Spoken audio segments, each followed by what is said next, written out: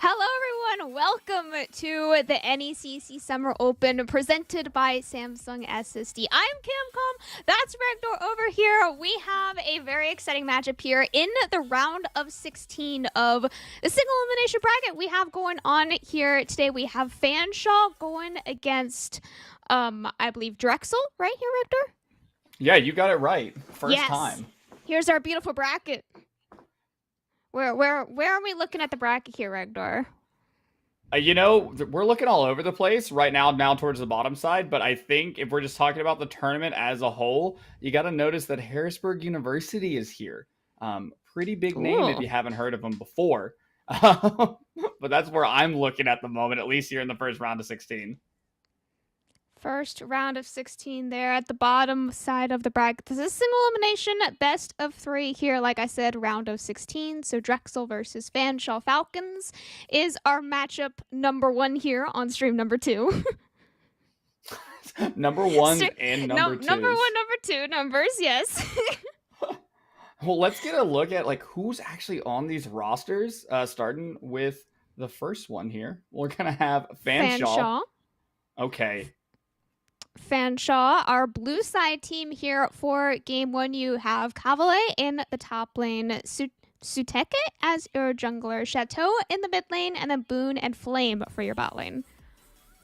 And on the opposite side, we do have Drexel Esports. Gonna have a little bit of a change up if I do recall. Yep. It's gonna be Paragex up in the top lane, Peak Performance in the jungle, Creed 1 if you're a fan of the 90s rock band. Noctisera down in the bot lane, and Purple Dango. Yeah, I have to throw out the 90s references. I know Cam's not going to get them. Not already. It's too early, man. Oh, no. Yeah, but had rounds out a our couple rosters. Subs coming in here, just starting a little later than usual, but hopefully doesn't affect their performances here in game 1. Scrims, practices, all very important coming into a 2-day tournament like this one.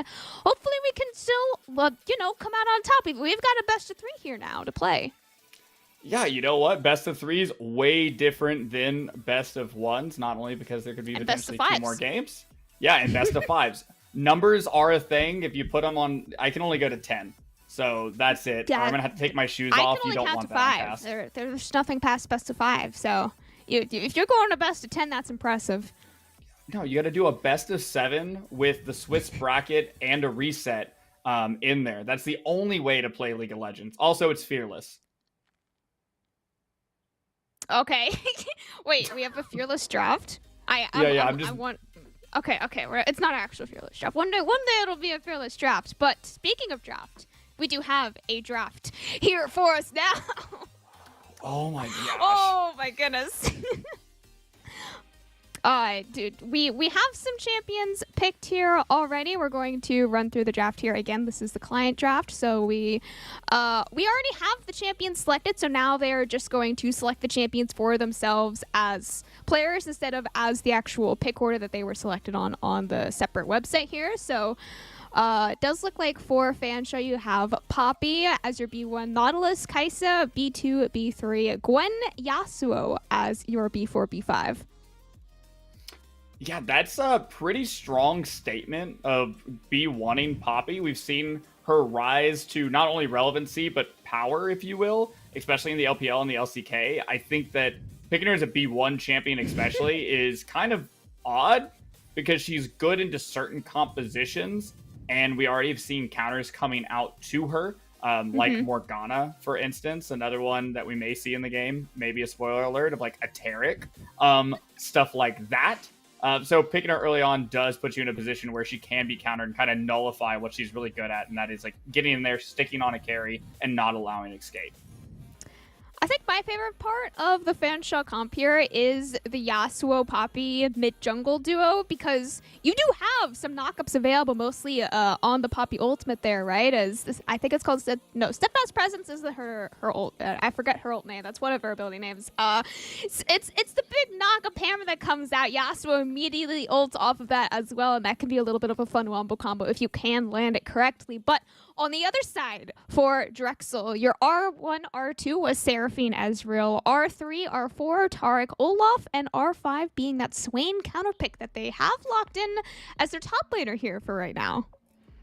Yeah, that's interesting. I don't know how I feel about Swain into Gwen. I think it might be a rubber match, if anything, but the Hallowed Mist and its ability to counteract any kind of engage set down by Swain. I mean, we see Olaf in a game, and that automatically makes me go, he needs enablers, he needs Seraphine. Things to do things. Yeah, and the Seraphine, somewhat, right? That Enchanter-style mid, if that's the way that Creed chooses to play it here, can do a lot for peak performance on the Olaf, but especially on the top side of the map where I think you want to be proactive against this Gwen, set her behind, don't let her get to that early spike to be able to side lane super well. There's not a whole lot with a Swain to kind of be able to play around when she can just nullify the engage altogether. You know what this comp on the top side here for Drexel screams me, Regdor?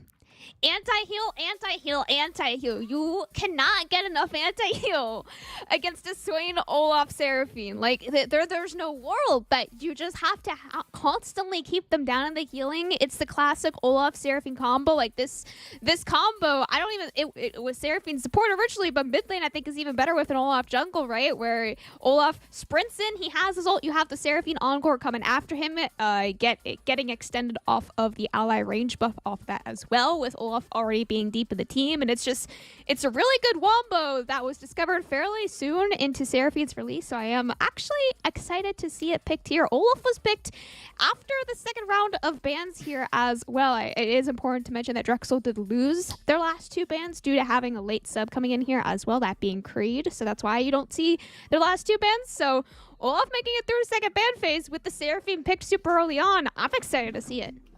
I only have one counterpoint to add to that, to say that yes, Seraphine Olaf sounds really good, but you did get the Yasuo. You have the Yasuo in the mid lane, and Seraphine has to play this matchup like a Ziggs would, and that is stand at your tower, throw your beat drops out, and collect farm. Because stepping up too far equals death of playing this with Yasuo's early tenacity and ability to kind of get in there and the way he scales off of crit. He can definitely go for all ins, level 2, level 3 early on in this matchup. And if your Seraphine's 0-4 at 10 minutes, well, that healing doesn't matter as much because she's not going to get to those spikes until well later on the game. Or, you know, maybe Creed's feeling like being a carry today and just builds the Landy's Torment, Seraph's Embrace, and just feels like I'm just going to burn down the whole team. A lot of diversity in this with what is essentially a double enchanter. Yes, Taric is an enchanter. Don't gatekeep him. Taric's 100% enchanter. I won't dispute that. I don't think anyone should dispute that. Taric's 100% an enchanter here, as we do get to see the summoner spells here now. I am noticing a lack of exhaust. There is not a single exhaust anywhere here on Summoner's Rift. My personal opinion being exhaust is the most broken summoner spell in the game. I also know Ghost is currently up there on its road to being a very broken summoner spell, and I see 2 members here on the side of Drexel opting to take it on the top side. Yeah, that is, out of all the summoner spells there is in the game, yeah, just the one exhaust on Ezreal. That's the only one you get, but you have the cleanse down in the bot lane on Flame on this Kai'Sa, which if nobody has met me before, I'm a huge Kai'Sa sales person. I will shill this champion to the end of the world. Kai'Sa Nautilus, great lane. The only problem is that you are into the Ezreal, which either means Purple Dango gets to die on repeat if Apollo can find the engages. Even the Dazzle I don't think is going to separate them out enough to actually disengage from this composition. If Kai'Sa is able to get the early Cathian Rain evolution and all those fun things, like this bot lane could take over the game at the expense of the poor support for the red side. Yeah, I think the bot lane matchup is definitely a very interesting one to watch. I'm expecting a lot of fighting down here with the engage, I mean, it's engage versus engage, but like Taric's very similar to Renato, where he can play engage, he can also play disengage. He has really good enchanter properties in the healing, and his ultimate has a lot of utility on it as well, obviously. So he's a really good mix of a lot of things. He's just never really in the meta because there's a whole lot of champions that can do all of his little things much better than he can. He's kind of just trying to be a little bit too much, but that means that he is very easy to pick in these types of comps where he can fit lots of different things. And I think in this lane he's probably going to be mostly going in that engage play style because they have the Seraphim mid lane who can do the healing that otherwise Tarek probably would have done if they didn't have an enchanter mid lane. I am not saying that she's going to build an enchanter. I think Creed is probably going to build Leandre's first, but the recent buff to Leandre is now stacking off of 2 people onto 1 person instead of it only being able to stack off of 1. I think has buffed 2 AP mages a lot in the solo lane, so I do like to see those kinds of buffs coming back. But yeah, I think bot lane, a lot of fighting, a lot of engage, hook lands, someone's dying. You got poke coming out from Ezreal as well, level 6 engage from a Kai'Sa Nautilus is very terrifying to try to 2v2 against. Absolutely. Now, what about in the crazy world? We were talking about this off the air. We were talking about the Imperial Mandate Swain build. Oh no. What if this world was like? I mean, the jungler's name is peak performance. What if you have Imperial Mandate Swain, you have Moonstone, Seraphine, and you have Shirelia's Taric? And this is just an Olaf 1v9 comp. He's unCCable. He's getting movement speed from the Mandate procs. He's got the Immortal Bastion keeping him alive. Like, it sounds like the Exodia peak performance pop-off here in my mind. It could be it. This could absolutely be a 1v9 team comp here. What is it called? It's called it's a carry comp is what it's called, I think, right? Where it's typically like a Vayne or a Kog'Maw, but around an Olaf, obviously you can do that very well. It's just you have to funnel all of your resources into the one person. If they die, oh well. I think it's a lot easier to play other comps where, I mean, Swain and Seraphine do a whole lot of damage between the 2 of them, so you don't have to play full utility as much as they do have a lot of utility between them. We've talked a lot about Drexel's comp. We kind of forgot a little bit about our Fan Shui here. Their top side, it's not as exciting. There's not as much healing in their top side. But what is their goals here on their top side, Rektor? I mean, I feel like the top side is all around Cavill getting ahead. Like we talk about Gwen's identity. Since her rework has changed out her power a little bit, but nonetheless puts her in a great spot. And as we talk about this, it sounds like we're going to get onto the Rift to see it in real life. We get to go on to Summoner's Rift here now for our game 1, which will start in a very brief pause. Okay, I was gonna say no. It's not an actual pause now. We're going straight into game 1 here now for your first best of 3 match here on NECC Live 2 for your not quarterfinals. The quarterfinals is next time. This is round of 16 still. Indeed, it is the round of 16, and both teams looking to start off their tournament run with a W. Here, as we do get the average 5 points coming out.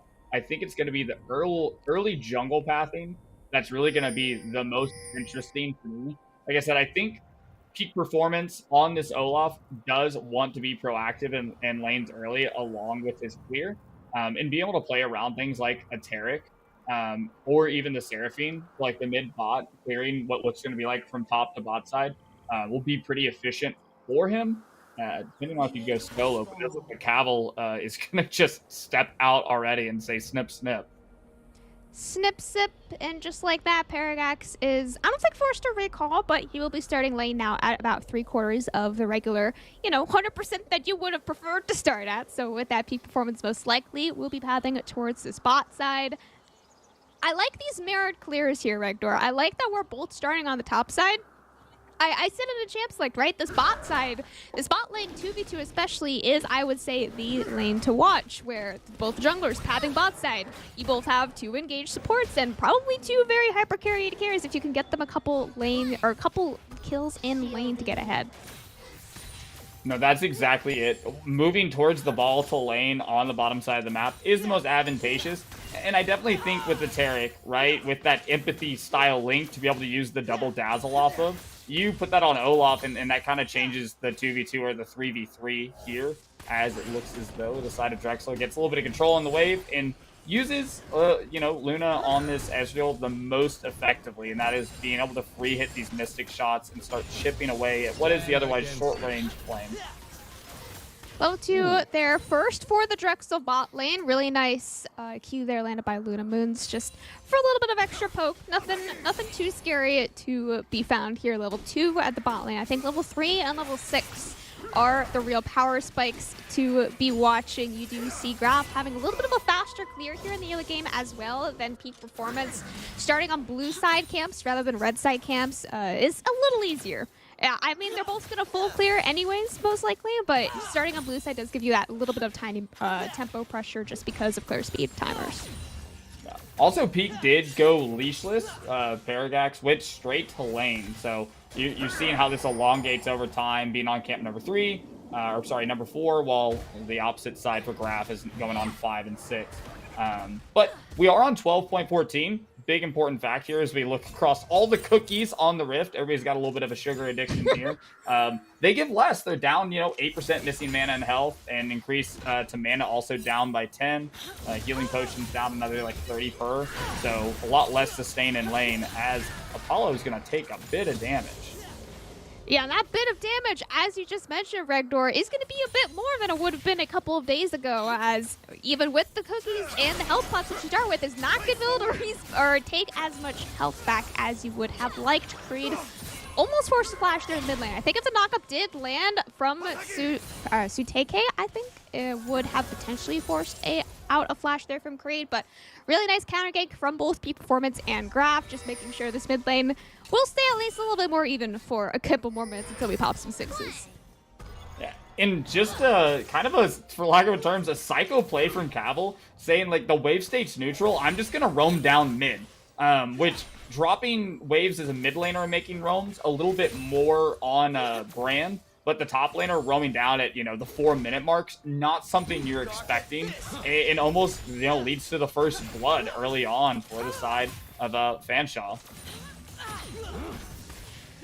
Yeah, the side of Fanshawe playing it a little bit slower in this early game. Dragon does come up here in a couple of seconds, just around 30 seconds there, and current bot side pro has largely been in favor of Drexel. They've got a lot of nice poke, haven't allowed them to regen much, and with a nice cheater recall there as well, they're going to have a little bit of extra tempo getting back into lane, and Peak Performance, again, top to bot clear, give him about 45 seconds, he'll be back down on this bot side. He can look for a dragon or some sort of dive if the wave is in the correct position. Right, and this is another big thing where we have on 12-14, dragons got buffed. Yes, they're more important to take, but they're also a bit tankier. They are bigger dragons on this map, where taking it solo isn't as realistic, at least for the first few days of data, and it's not as quick. So having things like this bot side priority that Drexel's been having thus far, being able to rotate and make this a 4-man objective early on, is one of the points of the patch, to promote more early game objective control and fighting, as opposed to just, hey, the enemy team's got priority, we're just going to leave it be. Maybe incite some more team fights here. So excited to see how these collegiate teams, these competitive rosters, look at the meta. Cavell might have spent a little bit too far here in the enemy jungle, having that hollow miss by some time, but not going to be enough time for Sutek to roam back up the mid lane. First blood now found for Peak Performance. Excellent rotations there from Drexel. Yeah, and once again, we have the roaming Gwen. It's still not level 6 yet. Sutek's going to try to go in here. Sutek does pop the windfall there. Excellent knockup in another Peak Performance. And Graph really nice coming in with the late gate there. The mid lane does look like Creed. With that flash, we'll just be able to make it out alive, I do believe. Yeah, able to trade back 1-for-1. That's 2-for-1 in the long trade here. Looking good for Drexel, and that dredge line just barely misses. Ooh, flash stun connects onto Apollo. Absolutely insane play there from Purple Dango. I was not expecting that flash stun. I don't think Apollo was either. No, and that's like the beauty of the Taric, as we talked about, coming into play here, is Cavill's once again on the wrong side of the tracks, this time to the Demonic Ascension. My friend Cavill just tried some outcome gaming. The outcome gaming was not successful. Paragax picking up his own first solo kill now of the top lane.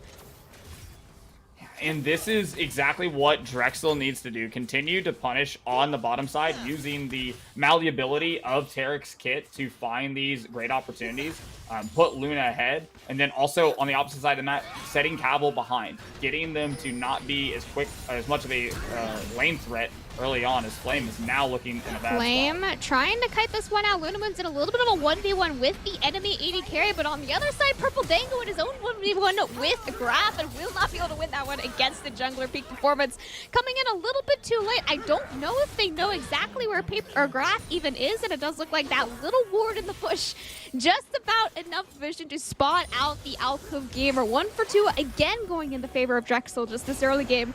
All turning up in their favor. Killing the jungler as well means you can easily transition that into the first dragon of the game. Calibal now roaming all the way down from top lane. I think they actually lane swapped between the two soul laners here. Sutek walking up to the top lane, leaving Calibal to roam down and potentially look for some sort of steal here on the first dragon, but not having that needlework available or even flash as a champion just means you can't really get in this pit. Takes about half of his HP. Luckily, I mean, able to survive, but just like that, 2 more kills plus now a dragon in the favor of Drexel. Back here on the top lane though, Paragax taken down real low. Last breath from the Yasuo. Sutek now 3-1 on the Yasuo.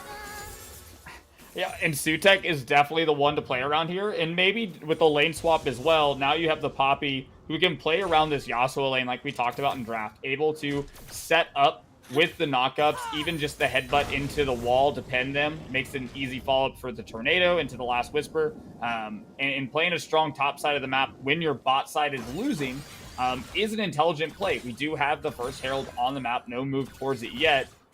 Another thing that got buffed in the process at 12-14. If you get the second Herald, 75% more health, 200 local gold on both of them. All these things equal. Let's move my 3-1 Yasuo up to the top side and really take advantage of this swing. Cavell not knowing he might just be face-taking peak performance here. Again, doesn't have flash encore, will not get that solid miss. Able to keep Cavell alive through that game just barely. If that solid miss was not available, if that had even a 1-4 second cooldown, he was very dead. But back up there on the top side, does look like Sutek was able to get another solo kill on the Paragax. Yeah, and that's where life starts becoming a lot harder as the, my gosh, that true shot barrage. Already doing a ton of damage. First strike has been coming back into the meta, if you will, on Ezreal. PTA was the dealio for a long time. We can see how much like just rank 1 ultimate does with that damage amp here early on. Lots of extra damage there in the bot lane. Apollo, he's just been having a rough time. Not able to get enough healing back in this lane, anywhere near enough healing compared to a Targ, right? Especially, it's just, you're always going to be down at least a quarter of your HP right now. About 50%. Purple Dango caught out in a 1v5, though. 5 members strong here for Fanshawe on the bot side. River, he does have a Star Gold available, buys a couple of extra seconds. And that couple of seconds is going to be more than enough time for Purple Dango, not even having Flash available, able to walk out of 5 members of Fanshawe. Tarek is such an odd champion. It's just so great. We saw it earlier in the 1v1 with Graph that they were having in that bush, where Tarek's just like repeatedly just slapping this Poppy and healing the entire time. And then here, able to use the ultimate. It looked like Sutek tried to time it to where the Last Whisper would land afterwards. Unsuccessful in that regard, and just gets to walk away. It's insanity. Yeah. Now Sutek's going to go in on Creed. Sutek going in for yet another 1v1 here on to Creed, popping the flash there and just about able to secure the kill before Creed falls, burning his own flash and ignite their Purple Dango just half a second late. If he was there literally half a second earlier, possible chance to save Creed's life, but just unfortunately not quite there in time. Meanwhile, down here in the bot lane, though, of course, leaving Lunamoons alone without an AD carry, without enemy bot lane there as well. Gets a couple of nice solo plays, lots of nice solo gold and XP. This Ezreal, absolutely massive now. Pretty nice CS lead of around, I believe, 30 in his favor. And, of course, the 3-0, 350 shutdown. You said you couldn't count over 10, but you did that pretty well there. And as you can see here from the gold chart, that is a hot bit of money there. That Ezreal is already fully on the Essence Reaver. But if you look in the mid lane, it's the same thing for Sutek. This is the story of a ADC with agency and capability in the game right now versus the mid laner, versus the Yasuo, who has also so much agency. It's taken a worldwide trip. Just needs to go down to bot lane and pick up some kills here, and he'll have the world tour complete just at 14 minutes into the game, possibly. Yeah, Sutek, he won his lane mid lane. He was like, all right, guys, I already won this lane. Let me go win another lane. They swap him over with Cavell, who already accidentally gave a kill over to Paragax. And Sutek is like, all right, more gold for me. You give him a kill, that makes him worth more gold. I guess I'll just take that gold and put it back in my pocket. Come now 5-1. 5 out of the 6 kills are in his pocket here for Fanshawe. He is going to be very, very critical in their team fights. We were talking about this potentially being an Olaf comp for Drexel. All of a sudden, it's a Yasuo comp for Fanshawe. You need him in your team fights. We have both junglers just hovering here. The Mon extension does come out. Paragax, lots of healing here. Peak performance as well, using it very nicely with that wind wall. They just cannot auto him back. Still sitting there, almost full HP, healing off of the double kill of the top side there of Fanshawe. Back down here in the bot lane, though, Cavell with his own gank on the bot lane, but you cannot auto-attack them through the Targ ultimate. That buys enough time, just enough for Lunamoons to get one kill before his own support falls. Cavell with that hollowed mist, able to keep kiting him forward, keep going, keep doing damage. That exhaust again. Lunamoons, even with that ignite, is still out healing Cavell and Flame. Creed roaming down here as well. Encore almost long enough to tag Flame. If that hit Flame, 100% dead, but I believe that was just a 1-for-1 on the bot lane, and 0 for 2, or 2 for 0 even for Drexel on the top side. Yeah, and it's just the small jungle positioning that makes a difference there. Peak performance, hiding, just outside of the tri-brush on the top side meant that Sutek never had a chance to have a 2v2. Graf was just too far away sitting in river to be able to make the play. And for that now, the Demonic Ascension has the Leandry's Torment as well on this. So we're not getting a Enchanter build out of the Swain. We're not getting it out of the Seraphine. This is full AP damage with Mythics coming through for both the junglers as well. We're starting to hit some of these major power spikes. Now Poppy having more movement speed to try to make these engages that were just milliseconds off from getting headbutts into the wall. Now can confirm them as this Herald gets dropped down in the mid lane. And the important part about the amount of AP damage that Drexel is building, right? You see 2 tabbies already completed for Fanshawe. They have to worry so much about peak performance of Lunamoons doing the damage that you can't actually build any MR, let alone Merc Treads, which would be really, really helpful against Paragax and Creed. And like you're saying, Purple Dango will eventually be doing some damage here as well, but he's listening here for the utility. Dragon already claimed here by Fanshawe, but we still got a team fight to take after Sutek doing a lot of damage in the backline, but he will finally fall.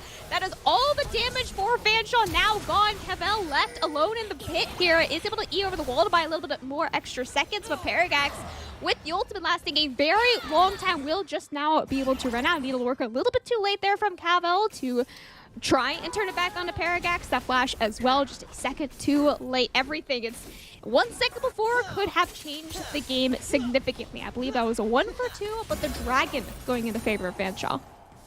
Right, they get the Herald. I believe they got the crash off mid lane on the Herald into the Drake. So right now, Fanshawe is playing the map really well of saying, look over here while I do something over there. But they're not winning the 5v5. The 5v5 is not looking great. Right now, Sutek is the main carry, the only one who's truly online from the side of Fanshawe.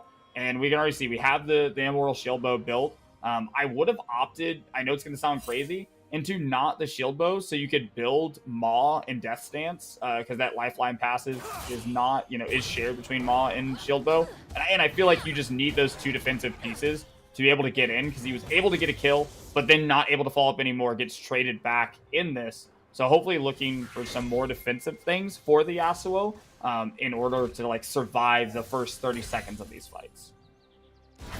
I mean, I'd argue it's very important for Sutek to survive here. He's doing all the damage already. I mean, he doesn't even need to build damage to be the main damage dealer of Fanshawe at this point in the game, right? He's got 6 out of the 8 kills. Now you got 1 kill apiece on your support and mid laner. I mean, the other solo laner of the game here.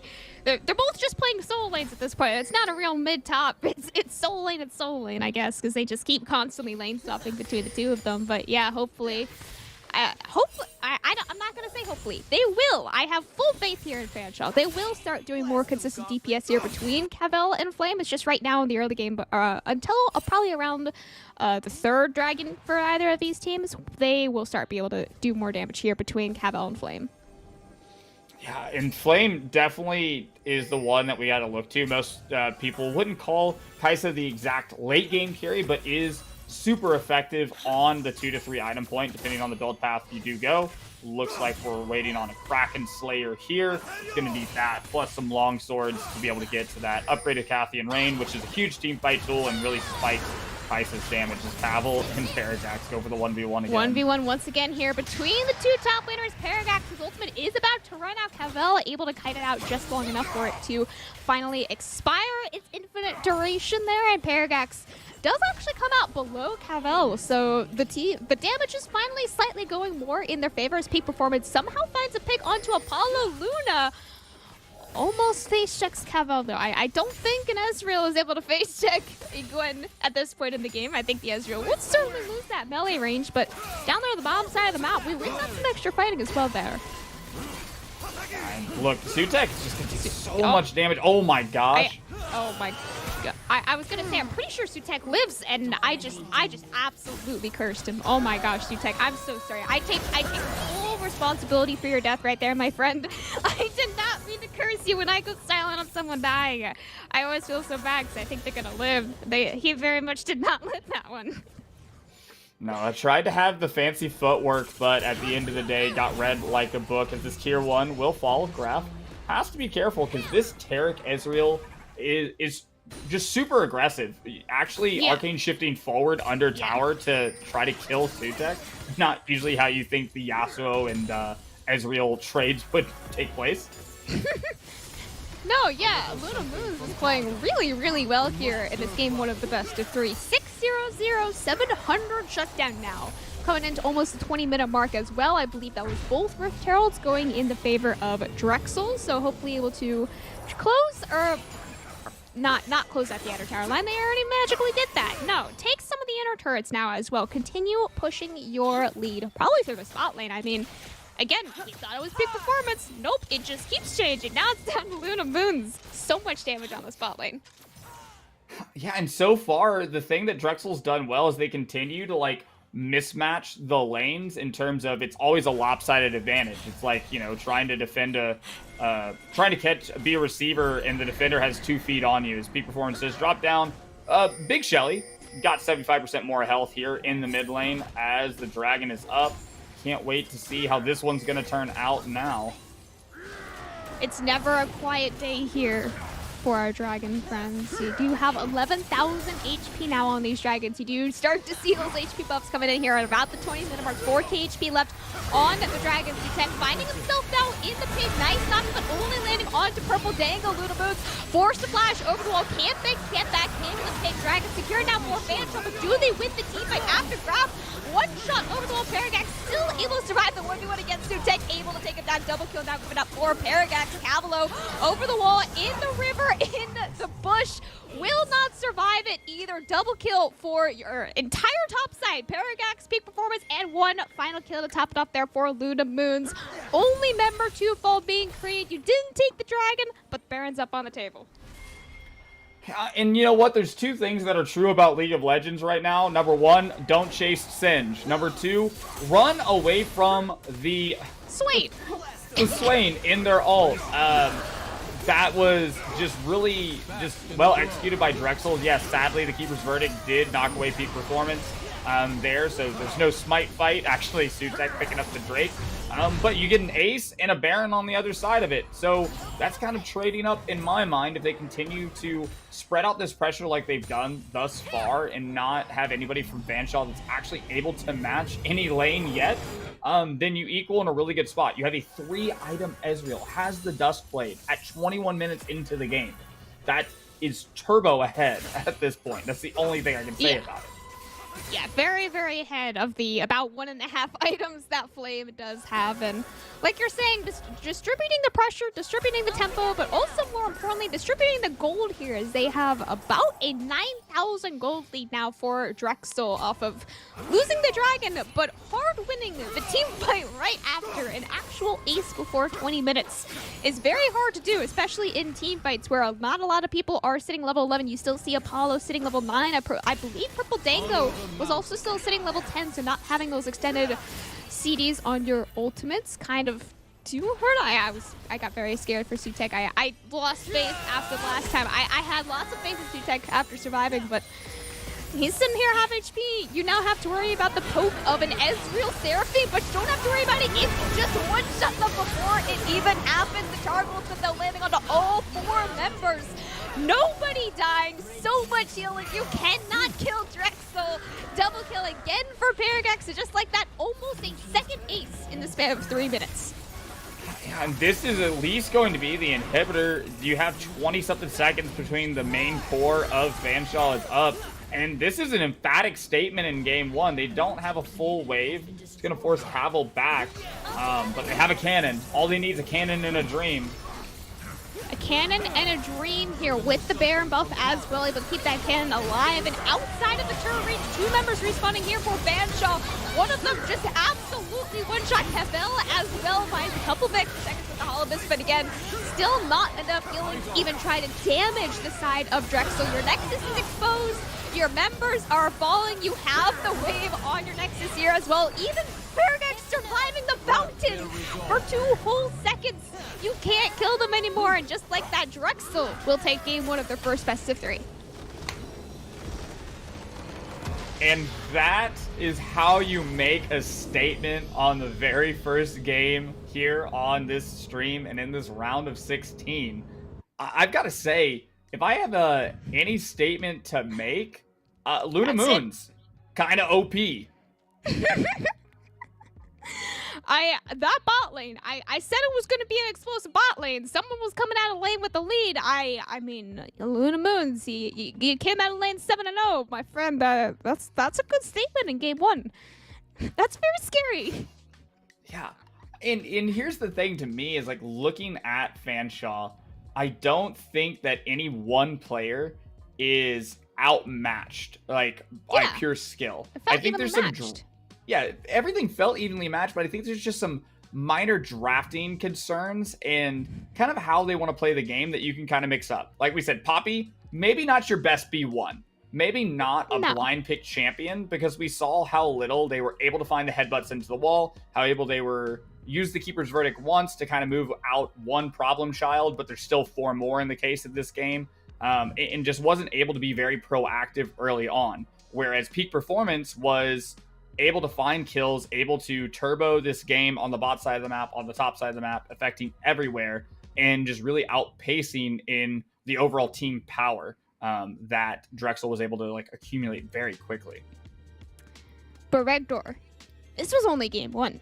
We have at least 1 more game. I'm hoping 2 more games for our first best of 3 of the night. We do have a short break here now as we head into game 2 here, hopefully very shortly.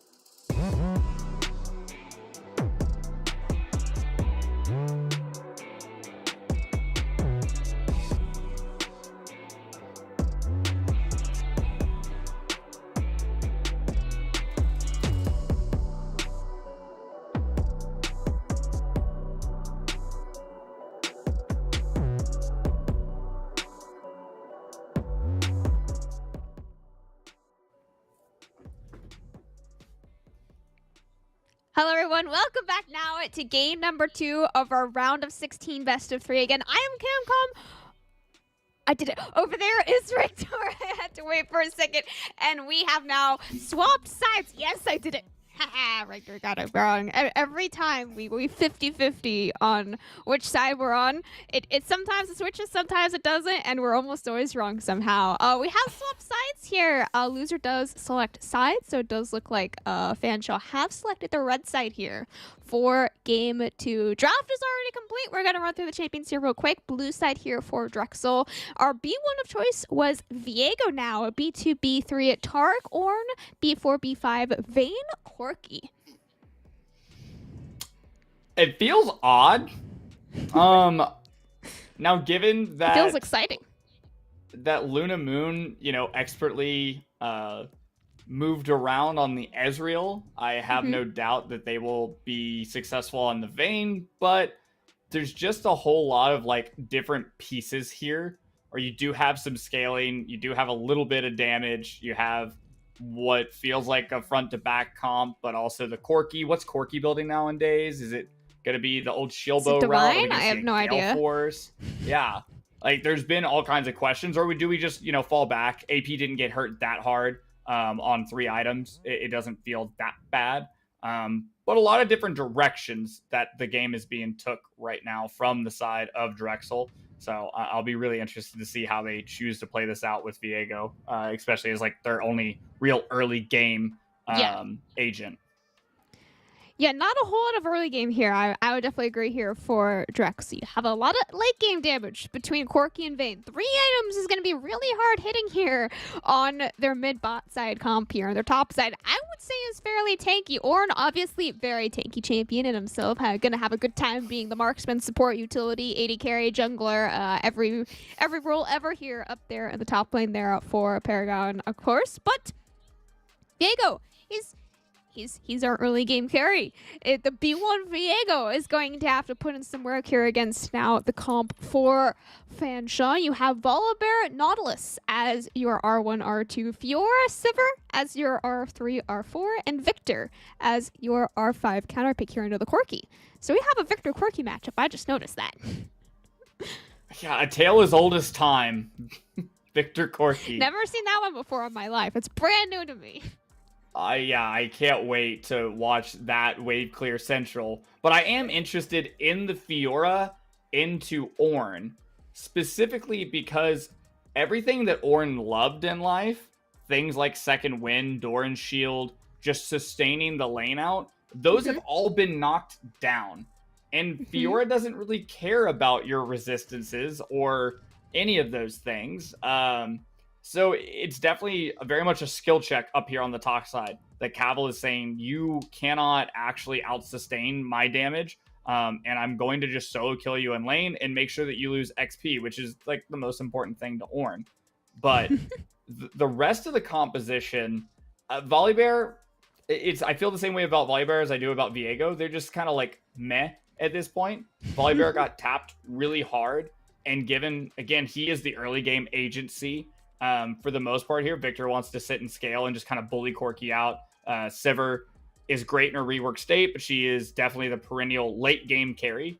Her base stats got hurt to where you need your mythic plus another damage item in order to effectively deal damage in it. So it's going to be on this Volibear to set up lanes and set up, hopefully, again, the top side of the map. Set up Cavill to be able to just split push until the end of the world and murder anybody that comes along. We've now doubled our exhaust from 1 to 2. From game 1 to game 2. I love my exhaust. We have dropped our cleanse here for Flame. Now we having Sivir. You probably don't need cleanse on a Sivir, of course, with the spell shield on your E. So instead, opting for my personal favorite on the exhaust, of course. Love that, love that. I agree, though. Definitely Regdor. I think the Volibear, on top of that as well, Nautilus can be, I would say, all of your early game pressure, damage, CC, lockdown. Volibear, Nautilus walking around the jungle is a very scary two-man squad to try and 2v2 or even 3v2. There is a lot of CC between them, and it's all very easy to hit as well. It's not like a Renata Q where you're like, might not hit, probably won't hit. It's kind of hard to hit. Nautilus Q, it's very hard to not hit that. It's just as hard to hit a Renata Q as it is to not hit a Nautilus Q, I'm pretty sure. So I'm not expecting there to be nearly as much happening in the bot lane. I think Vayne and Sivir, like you said, they're trying to scale up. We, again, picked some Engage/Enchanter utility AD or Engage supports here again, but with some scaling AD carries. So instead of the poke lane that we had last game, it's a very skill-heavy game, all on the top side, I would say. Yeah, no, I definitely agree. And the thing that I really highlight here, especially what I'm hoping to see from Drexel, is going to be kind of this newer build on Viego that'll be interested if it's made it this far, is the Blade of the Rune King into Frostfire Gauntlet. Oh, yeah. Viego used to just be the 1v9 carry jungler, but now he's become more of this role player, right? That sets up lanes, accelerates the game, and acts really as this utility, meatball-esque with those resets in the fight and the Heartbreaker to just sort of help finish things off. And I think with Taric and Ornn in the game, you don't have to go that route particularly, but it'll be interested to see what role does he feel like he's playing in the game. Are we going to get another Olaf performance where we've got an early 3-in-1 first stride, has the stride breaker first in the game, or if we're going to see some more kind of utility and setting up, really this Corki and Vayne lane for success to move into the mid game. The last game ended in 24 minute game time. Yeah, it's a very fast game. Very, very fast game, and Luna was very far ahead off of kills and early plating, but I don't think you're going to get that same sort of aggression, or I hope. If it happens, great. But if not, I would hope not to see maybe reckless abandonment. And with a slower game pace, how does peak performance help find those advantages early on?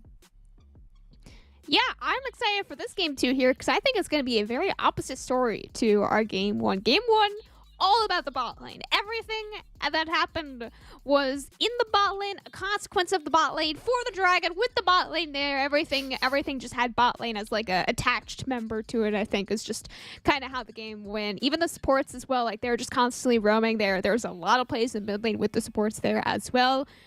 This complete opposite story. Everything this game, all on the top side. You got an Ornn Fiora matchup. Yes, it's an Ornn, but I feel like if Fiora is able to come out of lane 3-0 or 0-3, that typically dictates how the game gets played after that, right? It's is the Ornn going to get 3 solo kills on the Fiora? I don't know, but if it does, that definitely ends the game in the top side there for her. It's a very 50-50 feast or famine type of champion that I like to see in the top lane. But now, moving on to Summoner's Rift for our game 2 of our best of 3 here today.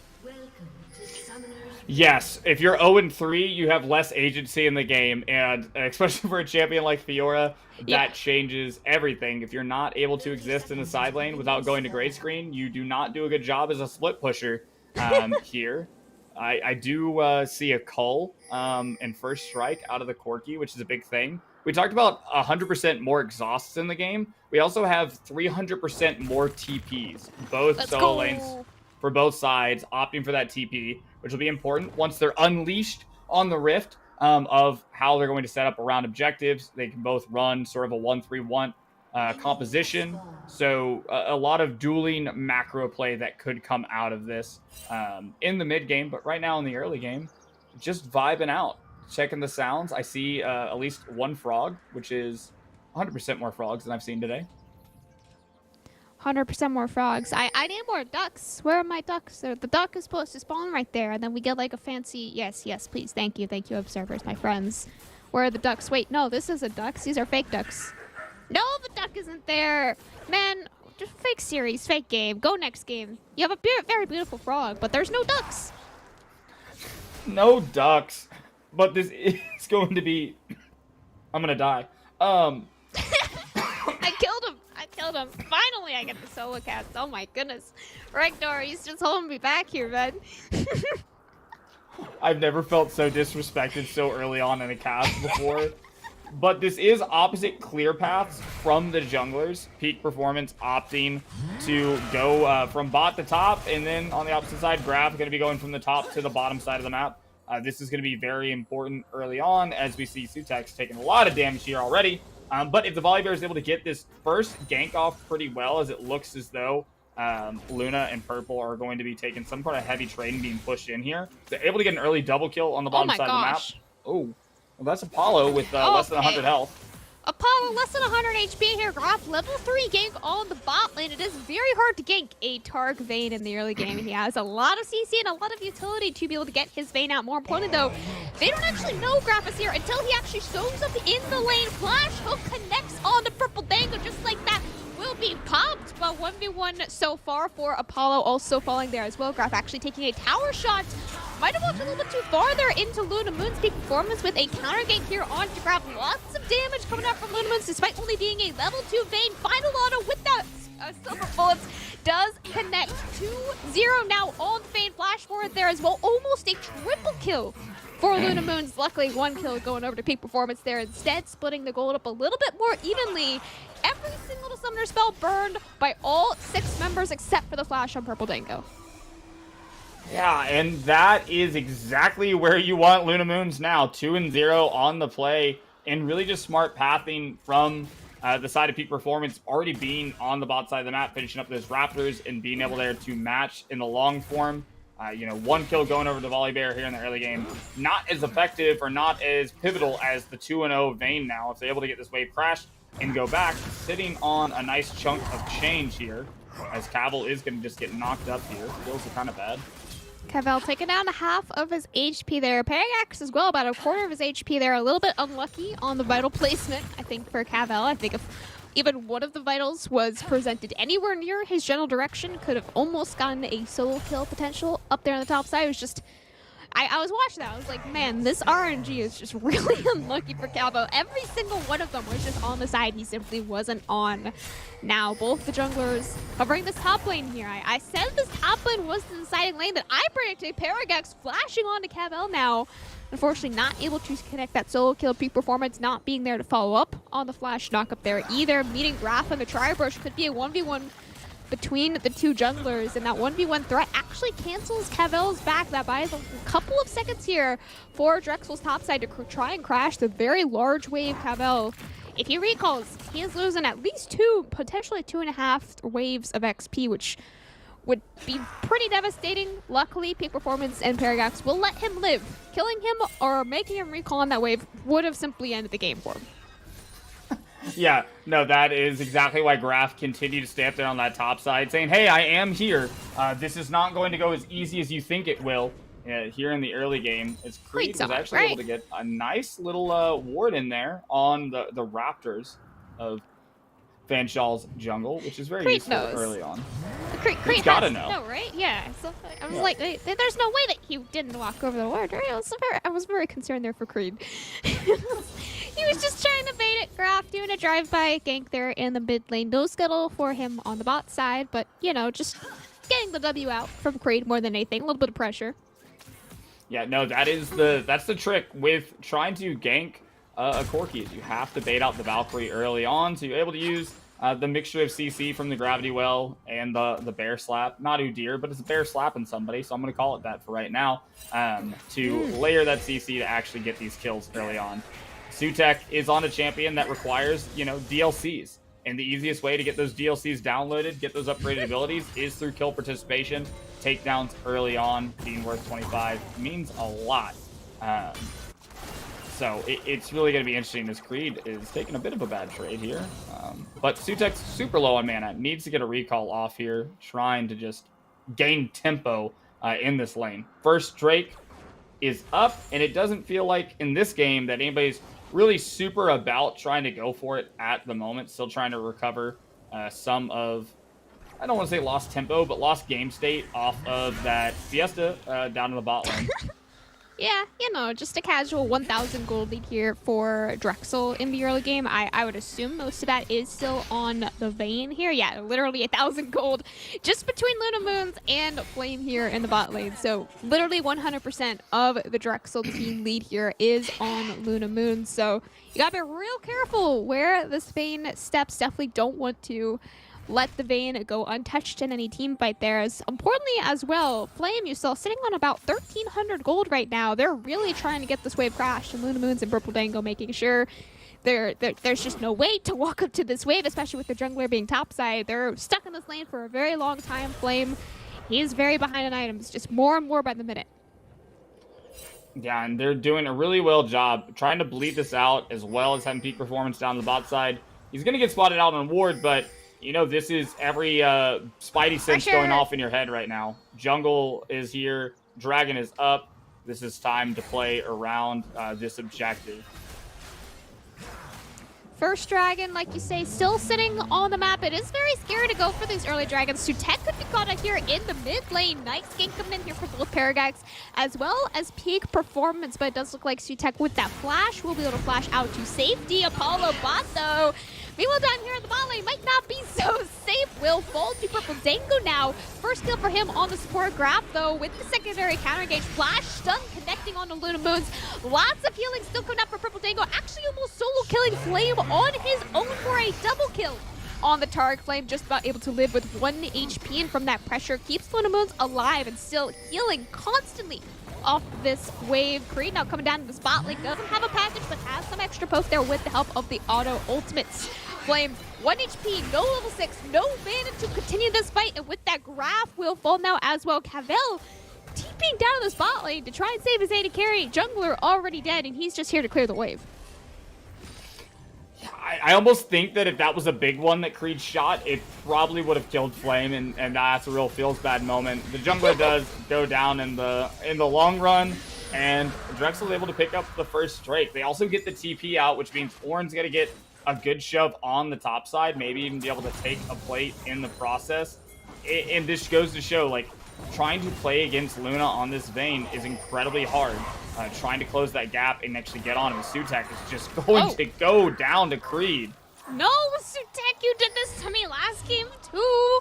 I thought you lived these. You're supposed to live these. In my brain, you live these. And unfortunately, this time, he does not simply live these. As yet again, Paragax, I mean, it's a very quiet Ornn game up here. But you know what he's doing very loudly, or at least very loudly to me, is insane wave management. Like, the constant 2 or 3 stacked waves always underneath Cavell's tower, heavily punishing him for all of these roams. Not really through the CS lead, there's no CS lead, but through an XP lead as, like you said, most important stat here for Ornn. He's doing it as best as he possibly can through these pretty massive waves that he's constantly crashing. And really, like, intelligent play, also in the counter answer from Fanshawe was rotating their bot lane up to the top side to catch that wave, even out the lane state, and then be able to recall and swap back with Pavel. So making that kind of like cross-map movement in order to equalize the game states here. As now Pavel is back in the matchup. You know something interesting about the Vitals? And never mind. No, but there's something interesting going on the bot lane here, and by that, Luna Moon's almost very nearly again picking up a triple kill here. Flame living with just 1 HP, stun not connecting onto Apollo, but does find its way onto Grab. Final auto attack from Luna Moons does connect, picking up the first kill off of the bot lane skirmish. Creed flashing in as well. Last auto attack to get himself a solo kill actually onto Flame as well. Apollo, only one able to walk it out to safety. Man, I apparently predicted it wrong. I said it was a top lane game. Very wrong. There's a Vayne. Sutek, please, my friend, I believe in the power of Sutek, but the power of Sutek is not with us here. Cavell laid down the grand challenge and is able to pick up the kill on the top side. The beacon of hope right now for Fanshawe is in the 1-0 Fiora. Yes. But yeah, it's the mid and bot side of the map is absolutely falling apart. Maybe trading their life here if they're not able. They should be able to walk it out at this point. Cavell, no flash, no ultimate available, and yeah, final auto attack for peak performance is. It's no, you say 1-0, you cursed him so much Dragdor. How dare you bring up his KDA? Only I could say KDA. You cursed him. 1-1 now. Just silence Dragdor. You know, sometimes you think you can just walk away, but then sometimes you're like, hey, time to go for, try to get that auto attack into the Vital to try to win out. Sadly, did not turn out in that case. But Fanshawe, at a little bit of a disadvantage. Now 4K gold lead over to the side of Drexel. In bot lane, I hate to say the phrase unplayable, but this becomes very hard. Flame and Apollo-bot are just not allowed to approach this wave. They can't win the 2v2 at this point. Now sitting on the Blade of the Rune King there for Luna. Insanely wonderful item to rush on this champion, and especially in the current meta and just how things kind of are.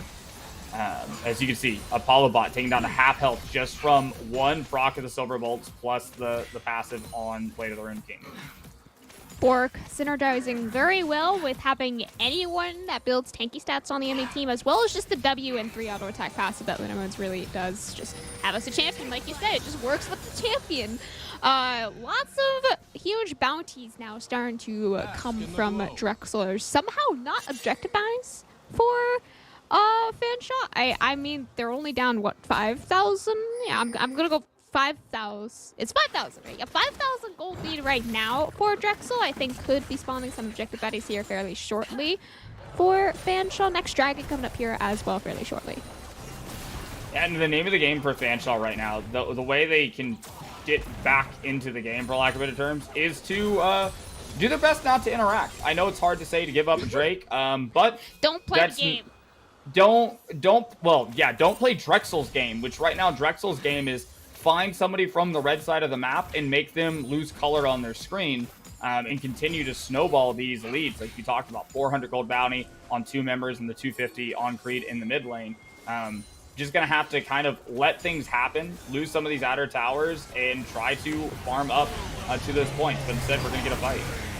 3v4 down here in the bot lane, but isn't really a 3v4. One member gets instantly exploded. Grab forced all away from his own teammate. He will fall in return and Flame underneath the tower. He's still dove, is still dead. Double kill now for Creed. You say 250 now. He's matched up to 500 gold set down. Sutek a little bit late to the party down here. Immediately exhausted. Lunamoon's going in for a solo kill once again onto Sutek. Chaos Storm. Nowhere near enough damage to even touch Lunamoon's burning again. Every single summoner. But the entire bot side is yet again dead for Fanshawe. 4-0, now a second dragon in the favor of Drexel. I've got to give it to Drexel. They just executed a 4-man dive on a tier 1 on this patch. At 13 minutes. At 13 minutes in, they traded aggro so well. Did have to bring the flash to make sure they lost nobody on the plate. But nonetheless, this is amazingly smart gameplay, forcing that engagement on the counter engage on the bottom side of the map. They pick up the Drake. Cavil's able to get an objective bounty on the top side, crashing in, but Lunamoons is on the way, and you got to ask who's better, the top or the bot lane, and right now it's looking like the bot lane. Oh no, Cavell, I believe, no, oh no, I was a believer, you know, like Cavell, you might have turned that. Maybe some CC would be useful here to lock down Lunamoons. I wanted to talk about Lunamoons. Yes, actually, he's been hovering between 9 and 10 CS throughout this whole game here. It's really quite impressive because of how much diving, fighting, just constantly everything fiesta going on in the bot lane right now. We have over a kill a minute at 15 minutes right now. We have a kill a minute for just Drexel's team, and then a couple of extra kills here for Fanshawe, kind of just. It pushes past a kill a minute now. Oh, Graf wanted a Scuttle. The Scuttle was not your friend. The Scuttle was your enemy. Creed going in with the package there as well.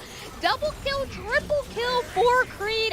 Absolutely massive on the Corki. So well played between the mid-bot of Drexel and Sutek. He's just dead as well. You know, he thought he had a jungle. He was hungry for some chickens. The chickens are not yours anymore.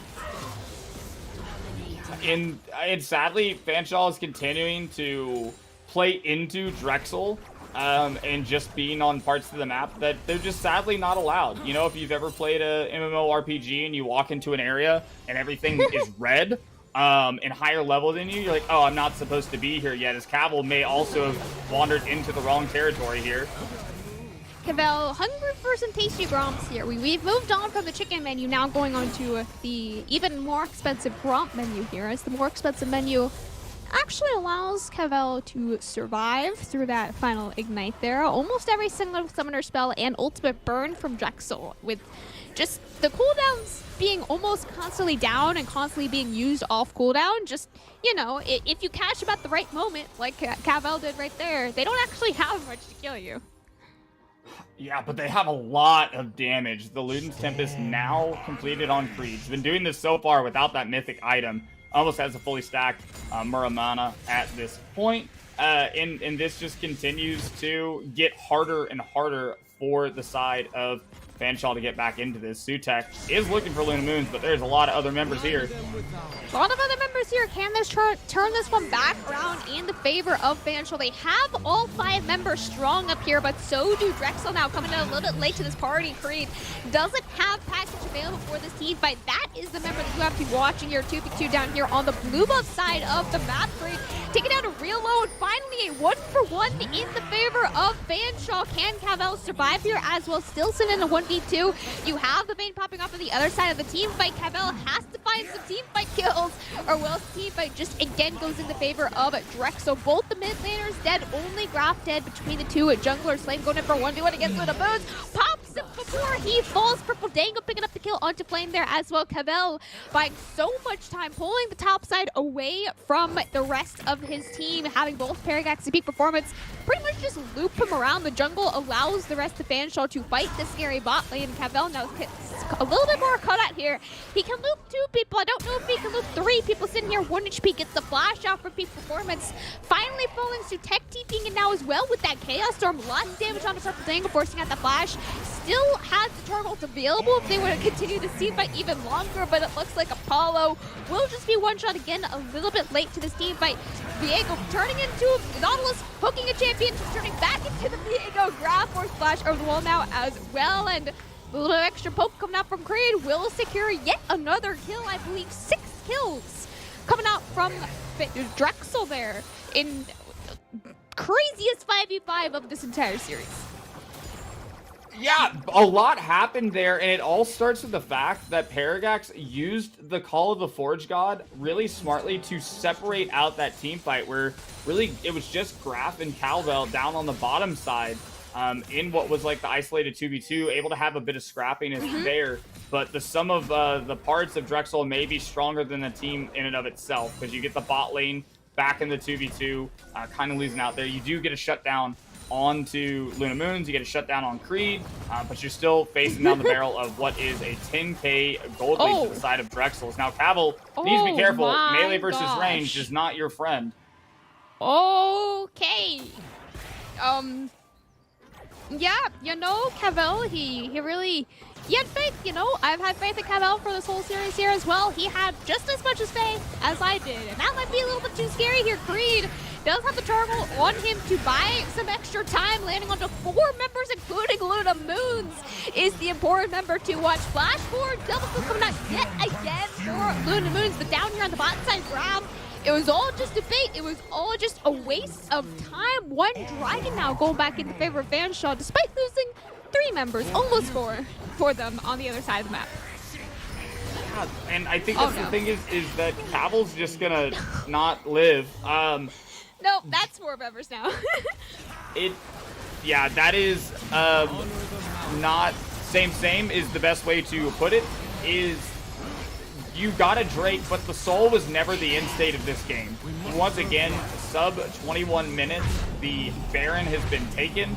They will take their recall and spin their gold. Now 4 members, only the top laner missing out on a bounty. Still 2 levels off of ornaments. So they have this a massive gold lead. They have the Baron buff to be able to push out here on the map, and they still haven't even reached like their final form yet in terms of Drexel. And sadly, Fanshawe is just a little too late to this, you know, dance show to do well.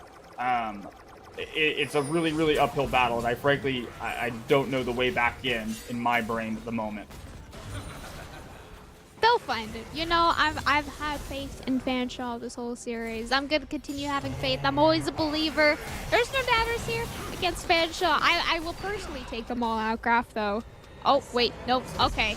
Well, I cursed them. I can't ever say that again. I'm very sorry. That was a forfeit. From Fanshawe, I guess. So Drexel takes the Nexus with the forfeit button. 2-0. That is a way to play the game. And That is, really, I had faith, you know. I was a believer. Yeah, you did They were believe gonna make all it the way back. up until the They last had minute. a Victor Sipper. Yeah, I no, was a absolutely. Yeah, they had some drafting in their composition, but Drexel once again unheeded to the durability buff, unheeded to what is standardized League of Legends at this point, diving towers, taking hard 2v2s and 3v3s on the bottom side of the map.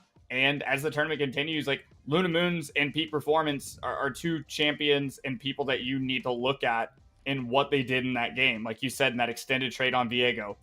In just one extended team fight, played the Volibear, played the Fiora, played the Nautilus, and actually used combinations of abilities effectively in conjunction with the Heartbreaker to really just win out and force their will onto the red side of the map.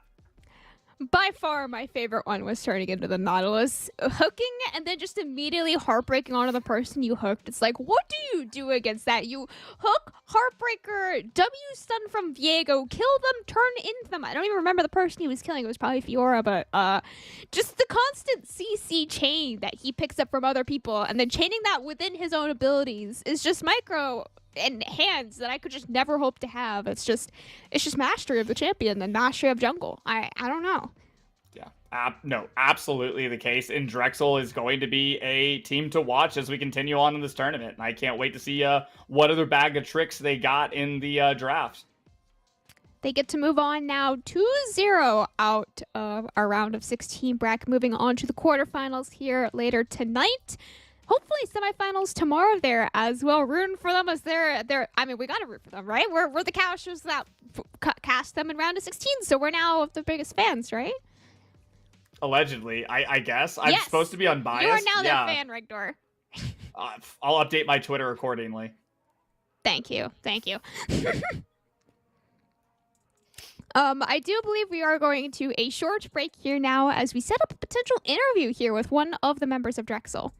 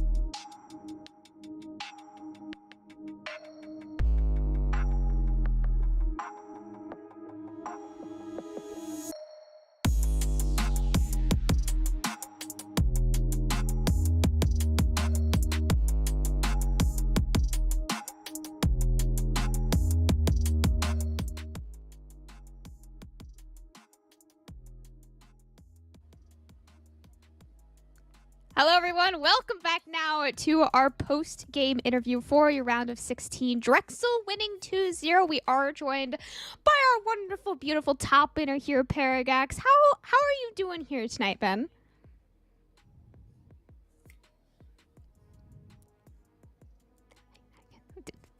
Help, friend?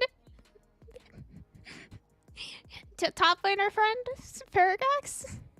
I'm sorry, I did not hear you say friend. I thought you said friend or top. He will join us friend. eventually. He's coming down from the heavens of the top lane. He has to figure out sometimes how to. I hear something in my ear. It doesn't sound like English. It sounds. He's coming down from the top lane. He has to figure out how to communicate with us non-top laners again here, Regdor. Yeah, TP's still on cooldown. May take us a few seconds, but, huge performance from him game one, especially with the Swain. That was a wild trip, to say the least. Our Swain and our Ornn friend here coming down, hopefully, from the top lane lands soon. Hello. Minute 2.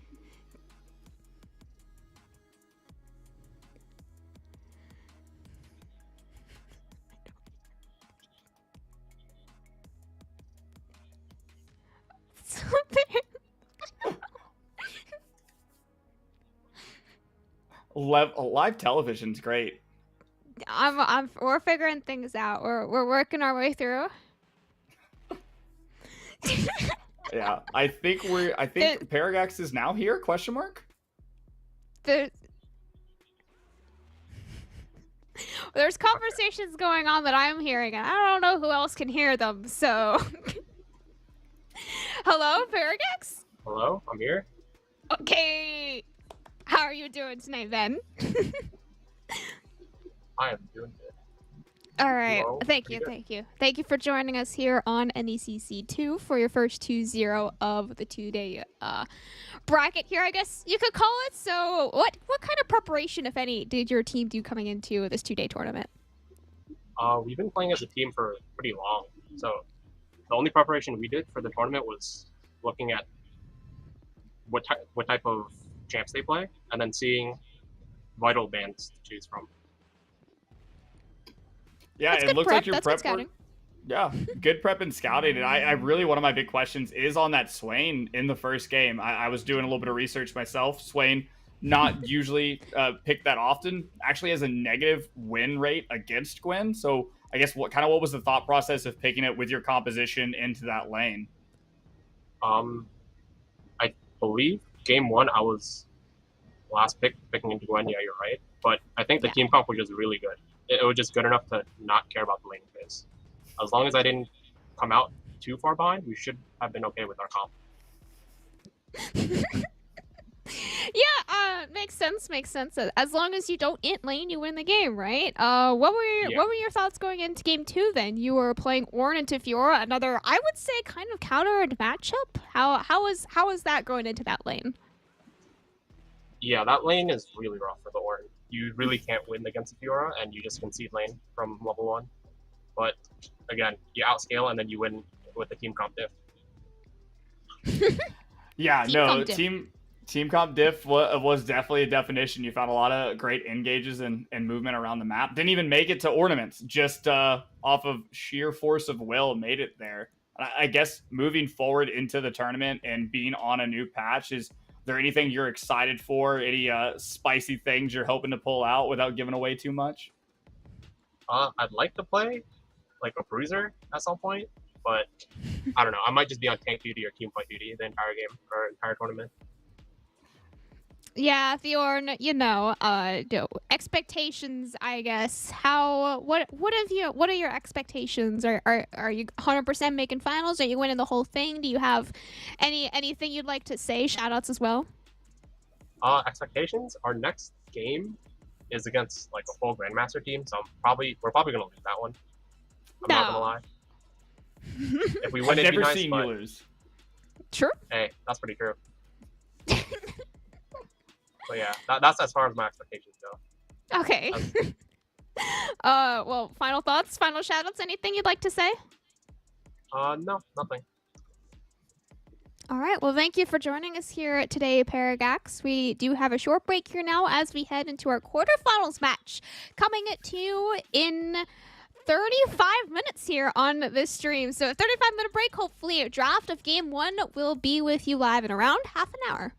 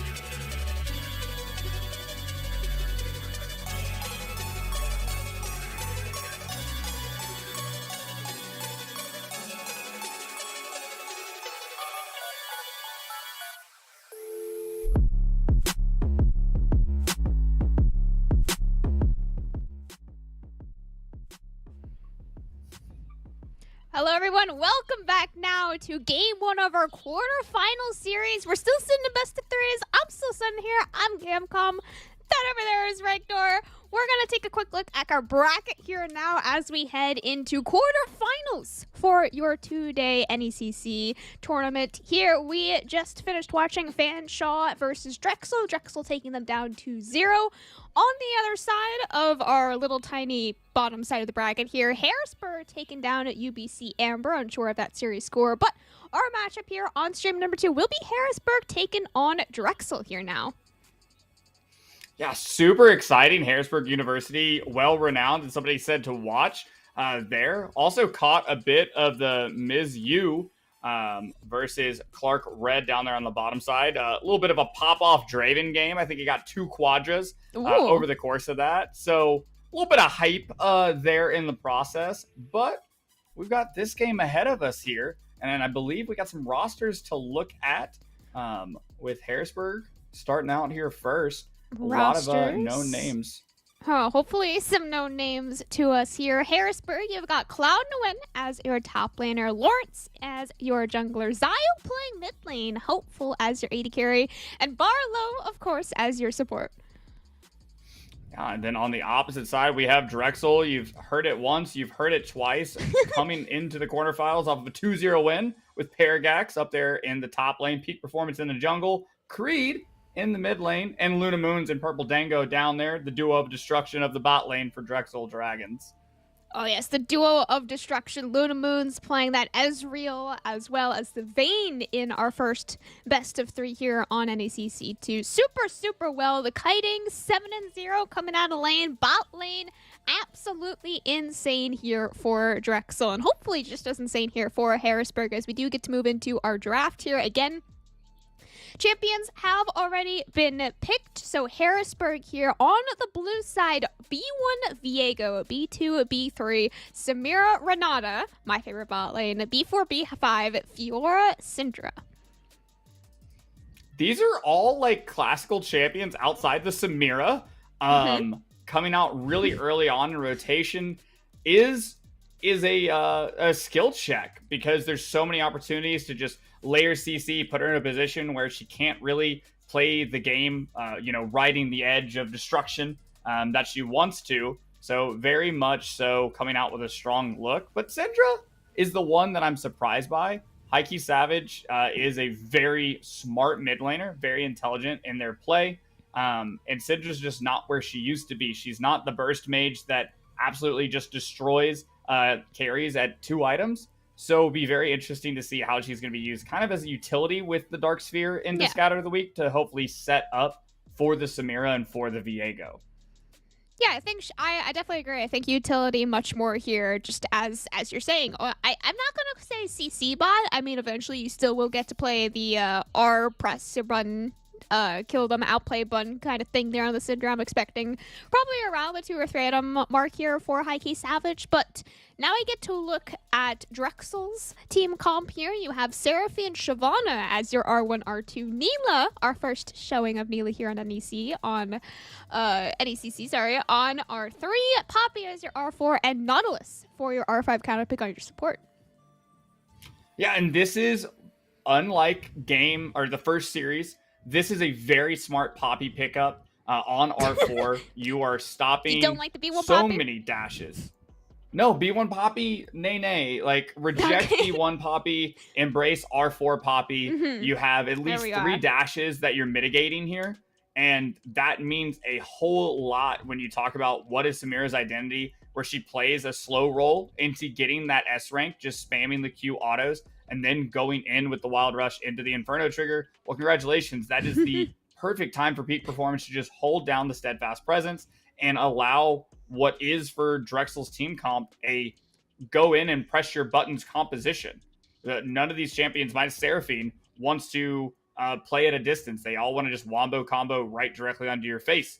And that's a pretty great feeling to have when you have this Poppy that stops them from doing the same. And just as a reminder here for those of you joining here for our second series of the day, Drexel does lose their last 2 bans for all their games today, I do believe, as Creed was a last-minute substitute coming into last series. So I'm not going to call him a new player. They played really well. They still 2-0'd with their substitute player here, but they will continue to lose their last 2 bans in their series. So does leave at least 2 more champions available for Harrisburg, and them taking away, or them playing the Poppy Fiora Syndra with those last 2 bans, hopefully. But I mean, Regdor, I've never been more excited to see a bot lane matchup. There's a Neela. This is the first Neela I've gotten to cast. She's still disabled in every other tournament that I get to cast. So this is a brand new champion to me as a caster, not as a player. I've played plenty of games with and against Neela. It's just very fun champion to play with. But the Renata Samira, as a Renata player myself, Samira, by far and away, the most fun, the best AD carry to play in lane, in team fights, anytime with Renata, I think. Yeah, no, it's one of the few, and there's only like 3 enchanters that you really want to put with Samira, and Renata's up there on the list. Like 1A and 1B is like Renata, Janna are like 2 of the best support enchanters that you can have. But on the opposite side of this 2v2, I have to say that Nautilus isn't the pairing with Neela that we would expect. A lot of her shielding and healing, I call it a self-licking ice cream cone. When you have a Soraka, a Senna, anybody who heals and shields, it's like I'm healing Neela and Neela's healing me right back, actually. It's like perpetual motion with the Soraka to where neither of you are losing health. It's super interesting interaction. But with this all-in style with Nautilus, I don't know that it lends itself as well with Samira Renata, because Renata has the handshake, can really knock down a lot of the initial engage, and Neil only blocks auto attacks, which is incredibly important because, you know, Renata has the handshake, she has the bailout, she has a lot of tools available to extend fights out to where you just wait out the W and then you can come in and burst away. But rune choices are going to be especially important here. If Nautilus, if Purple Dango chooses the Glacial Augment, loses out a lot on that early tankiness and can find themselves going to the gray screen really quickly. Glacial versus Aftershock, definitely very important here. I don't think Glacial, I was going to say Glacial versus Guardian for Renata, but I don't think you would ever really go Glacial and Renata. I've seen it maybe like once or twice in pro games and like really specific, hyper-specific matchups, but I don't know Renata runes well enough to know whether or not Glacial would be good enough on her to actually be able to take here. I want to talk a little bit more about the draft here specifically as well. The Seraphine super early pick. It was R1, whereas the Nautilus was R5. So I think the idea here probably might have actually been to throw Seraphine as a support with the Neela. I think that would have been a very strong bot lane there as well, as, like you said, Enchanter with the Neela, you can heal each other infinitely and it's very fun, but something screamed to them, we're going to go for a kill lane, or pivot into a kill lane instead of having the safe scaling lane that a Seraphine would have gifted them. But, I mean, Seraphine mid lane, Creed, he played some mages earlier today, played them very well, so hopefully they can continue that here in their game 1 of their quarterfinals now. Yeah, and this is definitely an uphill battle. Harrisburg is the higher seed. These are 3 players with Lawrence, Shorter Ace, and HiQ Savage all competing in Proving Grounds Open Qualifier. Lawrence has made it to the quarterfinals on Taco Gaming. Both Shorter Ace and HiQ Savage on the adored and loved DK Crew made it all the way to the group stage. Sadly fell out there, but this is a tall task. And Harrisburg is not known to ever have been a slouch. Very high competition in CLOL as well. So the work is really cut out for Drexel, even though coming off of a pretty commanding 2-0 win. You know, this is a horse of a different color. They had a 2-0 win, both of them, I believe, 25 minutes or less. And the second win even being a forfeit, like you said, one of, if not the first forfeit we have ever seen in a competitive match. So that one was definitely a very rough one for their opponents. But this is a new game, new series, I can't say new day, actually. It's the same day. But new series here, moving into quarterfinals. We got a solid 5-point here from both teams. I want to hear your prediction, Regdor. Who's not on the team, not on the win, not on the dragon. Who's going to die first? Oh, gosh.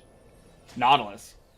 Purple Dango's going down, sadly. He did choose to go into the Glacial Augment, as well as Luna Moons is taking Lethal Tempo Not saying it's a misstep, maybe on the Glacial Augment part, but Conqueror has seen the best results so far on Nyla. The adaptive damage that you're getting from it is just weighed more heavily than that little bit of extra auto attack range that you are going to get off of Lethal Tempo. So in terms of scaling, have to say that, you know, it might be the odd Submariner out in this case. Okay, you're predicting Nautilus to die first. I wanna go with peak performance. I feel like there's gonna be some sort of gank in a side lane, and like Shorter Ace is gonna get some sort of reset. You know, it's gonna be one of the junglers. Is basically what I'm saying. If I had to pick a jungler, I would go peak performance, just because I think it's a lot easier to survive in the early game in a 1v1 between junglers as a Viego rather than a Poppy. Luna Moon's exhausted level 1. Lots of very aggressive trading here by the level 1 Harrisburg bot lane. Nautilus, again, almost just taken down. And Nautilus last series as well was just constantly 25 or less % of his HP bar. And Luna's Purple Dango unfortunately just walk a little bit close to the lane, I guess, took a bad trade, forced to recall level 1.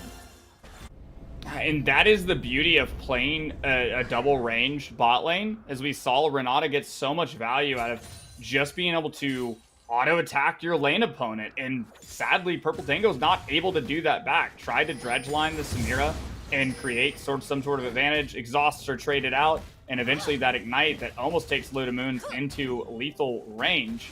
And that's a really great early recall out of the bot lane of Harrisburg. That's going to give them this great tempo early on, with now knowing, hey, there's no flash on Lunamoons. My jungler has now made it down to the bot side of the map. This could be setting up for a position where Drexel's pushing into Harrisburg and finds themselves on one of those resets that Shorter Ace is able to pick up. Yeah, and like you said, Shorter Ace pathing around the bot side, maybe not to the bot side, but around the bot side here as well. Could be setting up for a potential dive even. I think Renata Samira, really strong dive 2v2 and 2v3, especially if Shorter Ace does happen to show his face down there on the bot side there as well. Peak performance going in for almost a first gank here onto Savage. Very low mana on the not Samira. The Syndra even here in the mid lane did force that flash off from him as well. Peak performance though lands the stun onto Shorter Ace, flashing over the wall, just about lives. My prediction almost very close coming true there. I was actually a little scared. I was like, oh no, peak performance. I didn't want you to actually die first. Yeah, and this was really just super intelligent. It looks like that's going to be the end of that trade. Shorter Ace actually taking his red and reverse pathing up to the top side, saying, I know that I should be able to find the Poppy here, is able to cover the gank in mid, as well as blow Peak Performance's flash in the process. So picks up the crab on the top side of the map, as well as got some vital information of where the enemy jungler is, and that's just intelligent play there as they are coming off their first reset. Has the Sheen going into the second full clear. Going in the second full clear, a slight tempo advantage over peak performance, like you did say. Meanwhile, down here in the bot lane, I would say a fairly large CS lead now coming in for Hopeful. Just the constant crashes into recalls, always being at least even, if not ahead of the item and tempo of Lunamoons and Purple Dango, really does just let them have full control over not only bot lane, but really just the full bot side of the map. Purple Dango possibly going for some sort of play in the mid lane, but it being warded, very unlikely to actually be successful. Peak performance constantly ganking. He's always here for every play, always looking for something, but Purple Dango might be cut out here. Barlow with the first roam here to the mid lane, securing first one for himself onto Creed. Purple Dango force flash over the wall, luckily does get to survive through the 2v2, but is the 2v2 even over? No? Maybe? Yes? Okay, it is. It is. Just a 1-4-0 in the favor of Harrisburg. Yeah. And that tempo that you were talking about, Barlow able to match Purple Dango in the roam, and just due to the fact that, you know, you've got an Amp Tome on High Key Savage as opposed to just the Dark Seal and a little bit of a, you know, garage sale gaming in the inventory of Creed, just able to win out so well there and pick up the first blood. And now we have a gank onto the bot side. Exhaust connecting there onto Lunamoons, and with that not being able to trade back for his own support's life, actually gets hooked underneath his own tower there as well. Shorter Ace jading his own body for that of a Nautilus, lands the hook, but unfortunately without any follow-up CC. Kind of just takes a couple of tower shots and a source to walk away. Doesn't take a whole lot of damage though, because of course it is a very tanky Nautilus body. Creed. Stun connects, outplay button connects as well. Doesn't even need any mana for that one. Peak performance there to hover, but only there to hover. Not able to turn. High Key Savage now first solo kill of the mid lane. Short race here for a potential counter gank peak performance. I think, yeah, he should be alright. Nice hook connecting down here in the bot lane there as well onto Barlow. No exhaust available. Barlow having a little bit of extra time there with the W, but it will not be enough. 1-for-1 down the bot lane support for AD carry. And that's a trade up that you'll take every day as Harrisburg. Getting the Samira ahead of the curve is one of the most important things here. If she is on track and able to get really to that Collector, I know a lot of people dislike Collector. I dislike Collector most of the time, but Collector on Samira is incredibly useful because of how Inferno Trigger actually reacts. It is 10 separate instances of damage. So you have 10 opportunities that the Collector procs and gives the reset on the dash, which is one of the things that makes her so oppressive in the team fight. But the only way to get there is to turbo through that first item to get to the shield bow. So being up 10 CS in a kill right now, you can already see that's a Vampiric Scepter and a longsword as compared to the Noon Quiver, as well as that cloth armor, means that we're ahead a little bit in the gold department early on, and that disparity just continues to grow as every kill that Hopeful's finding in this lane. Every kill, yeah.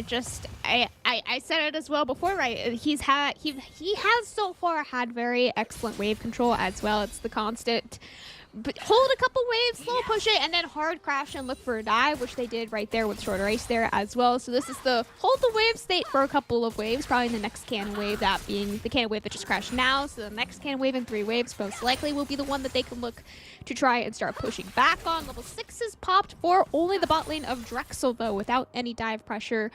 Really, between a Nila Nautilus, it is very scary to dive with a Nila Nautilus. I mean, it can turn out 2-0 for her, but could very possibly turn it back in the favor of Harrisburg. So they'll just play it safe. Top lane potential Rift Shield, I think, could be started up here by Shorter Race. It is much safer with the recent buffs to Dragon, I think, to start with Rift Shield and then transition that into a Dragon. So take a Rift Shield, drop a top. That's a distraction. Go take Dragon. No, I think it continues to be the plan of the early game is to really use this first Herald early on, get the gold value out of not only the 200 local gold, but also the plates that you're guaranteed off of a smart play like that. And it's also time investment. Drakes are now going to take somewhere, in the 50 seconds, maybe 35 to 40, depending on how many people you have there. Whereas, hey, Rift Herald, as we can see, done, easy peasy, lemon squeezy. Shorter Ace is on their way with that eye. Looks like they might be able to just make a play around the mid lane here in a second. Ooh. As there is another engage. Really nice hook landing there onto Barlow, forcing out that flash immediately, but Luna Moon's turning it back around, hopefully with a little bit of extra damage there from the Nila ultimate. Unfortunately, the healing half did not connect. It was only the CC half, so not able to heal back up to full HP, still sitting at about 50% between herself and Barlow. Shorter Race, a little bit late to the party down here in the bot lane as well. Luckily for Harrisburg, no kills to be found, just a whole lot of poke, and Drexel getting the first resets off now. Yeah, and that's one of the things about Nila is that shielding and healing out of that ultimate, that first half that you talked about, is so much based on crit.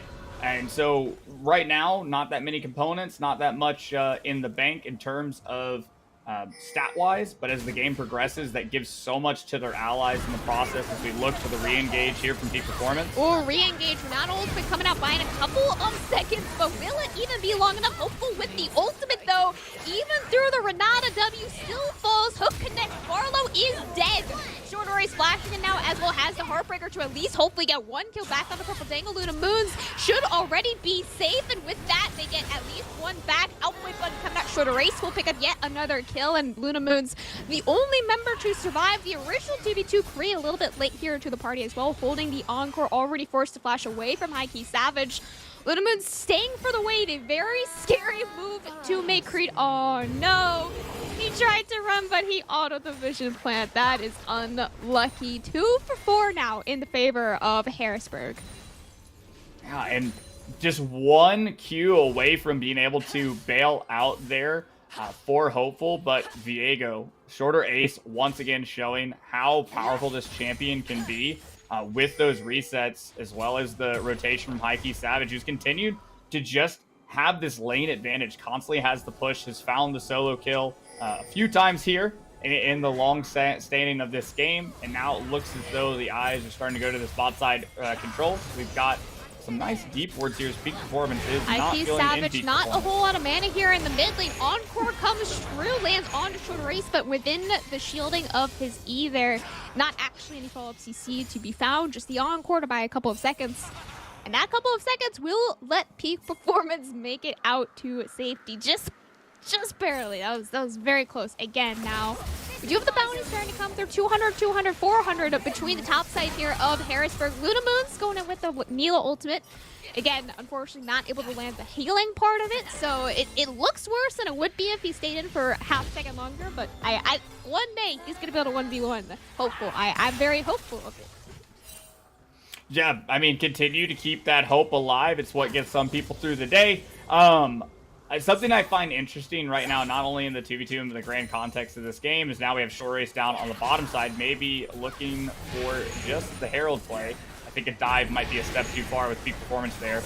Rift Herald has arrived. Not a huge bot wave to be able to dive with. Rift Herald will get that crash and is only there for some plate share between the three members of Harrisburg. Again, there's just no wave. They have too much wave clear, but what they do have is 4 members strong for Harrisburg. All the stuns land true. Every single CC connects. Barlow will still fall, taking 1 too many tower shots there, but 1 for 2 is very, very worth for Harrisburg, denying even more CS and XP to Luna Moons. And continuing to hammer this bot side of the map as Peak geez. Performance is about to get outplayed. Oh no. He got outplayed there for sure. Yeah, the counterplay button right there. Yeah, that unleashed power is continuing to do damage here. And when you're this accelerated, now 4-0, has the Luden's Tempest. You can see right there, a quarter of the health lost just off of the Q plus E combo. Scat of the Week is the name for a reason. Here in this matchup, IQ Savage has been making the rotations and has been the catalyst for a lot of these plays for the side of Harrisburg, as now they pick up their second neutral objective of the game. Second neutral objective, first Rift Herald and first Dragon going in the favor of Harrisburg. While we are watching the bot lane fiesta, there was also a bit of a fiesta in the top lane. Lawrence actually picking up a solo kill on to Paragex just outside of his tower range with that now, what is that, a 40 CS bounty? 50? Something along those lines. Very, very large CS bounty, CS lead for Lawrence, as well as a bounty, 200 gold on his head there as well. Yeah, 5,600 to 3,700 gold between the two top laners right now. Paragex, he is not allowed to play the game. Now, and you can see similar gold advantages, except for in mid lane, which is now up to about 3,000 gold across the map here. Everything's turning up. Harrisburg in the storm as Barlow may be in a bad spot. Barlow hooked once again. Ignite connects here as well. Luna Moon's flashing forward. Despite even the exhaust on him, still almost is able to do enough damage to kill Barlow, but the exhaust holds true. Luna Moon's with the shield flow completed has so much HP, but hopeful with the reset off the Renata W. Just about able to survive the 2v2, but back up here on the chicken pit. Who's gonna live this one? Encore comes out, but only 2 kill. Creed Paragex as well is so far behind, doesn't have any CC on the big dragon friend. Double kill coming out now for Shorter Race as well. The map just exploded, Red Door. That was a 4 for 0 across the map for Harrisburg. Yes, they're very strong right now, to say the least. Yeah, just a little bit. And once again, the mid-jungle duo, Hikey Savage and Shorter Ace there, just clearing up so hard. We can see that bot is still very contested. Luna Moon's almost being able to pick up the kill there. The bailout keeping Hopeful alive at 100 and something health with all things considered. And now, you know, cue the Benny Hill music. Hopeful and Barlow just got to bounce on out of here as Peak Performance is looking for this low health Renata. 2v3 potential down here in the bot lane, but it does look like it is only a potential. It will not actually come true. Harrisburg's bot lane just a little bit too fast and will be able to recall. Yeah, perfectly in time. Objective bounties are now on the map. I mentioned the 12,000 gold lead now at 15 minutes for Harrisburg. I couldn't even tell you how that's possible, but it somehow is. They have an 11 kill lead, they have a dragon lead, they got the first Rift Shield there as well, but how is it 12,000 gold? Doesn't feel like that. Yeah, you know, they are really doing a good job of generating Good job. this gold You're a through proud dad, both. Victor. Yeah, no, super proud dad is like, you look across this 4K of that gold lead is in just in High Key Savage alone, who is just, that's a tank. You're not supposed to do that to a tank. But it's just the Q plus QWE combo there, just one map rotation from High Key Savage, who will get rooted up. Will get rooted up, will get stunned there as well. Renata ultimate coming out there as well, and 4 members on top of it. He will not be able to lift that even if he has a 4,000 gold lead. Will eventually fall massive 700 shutdown picked up now by Luna Moons. He gets the reset off of it there as well. Hook almost connecting there onto Barlow. Huge double stun coming out again from Creed.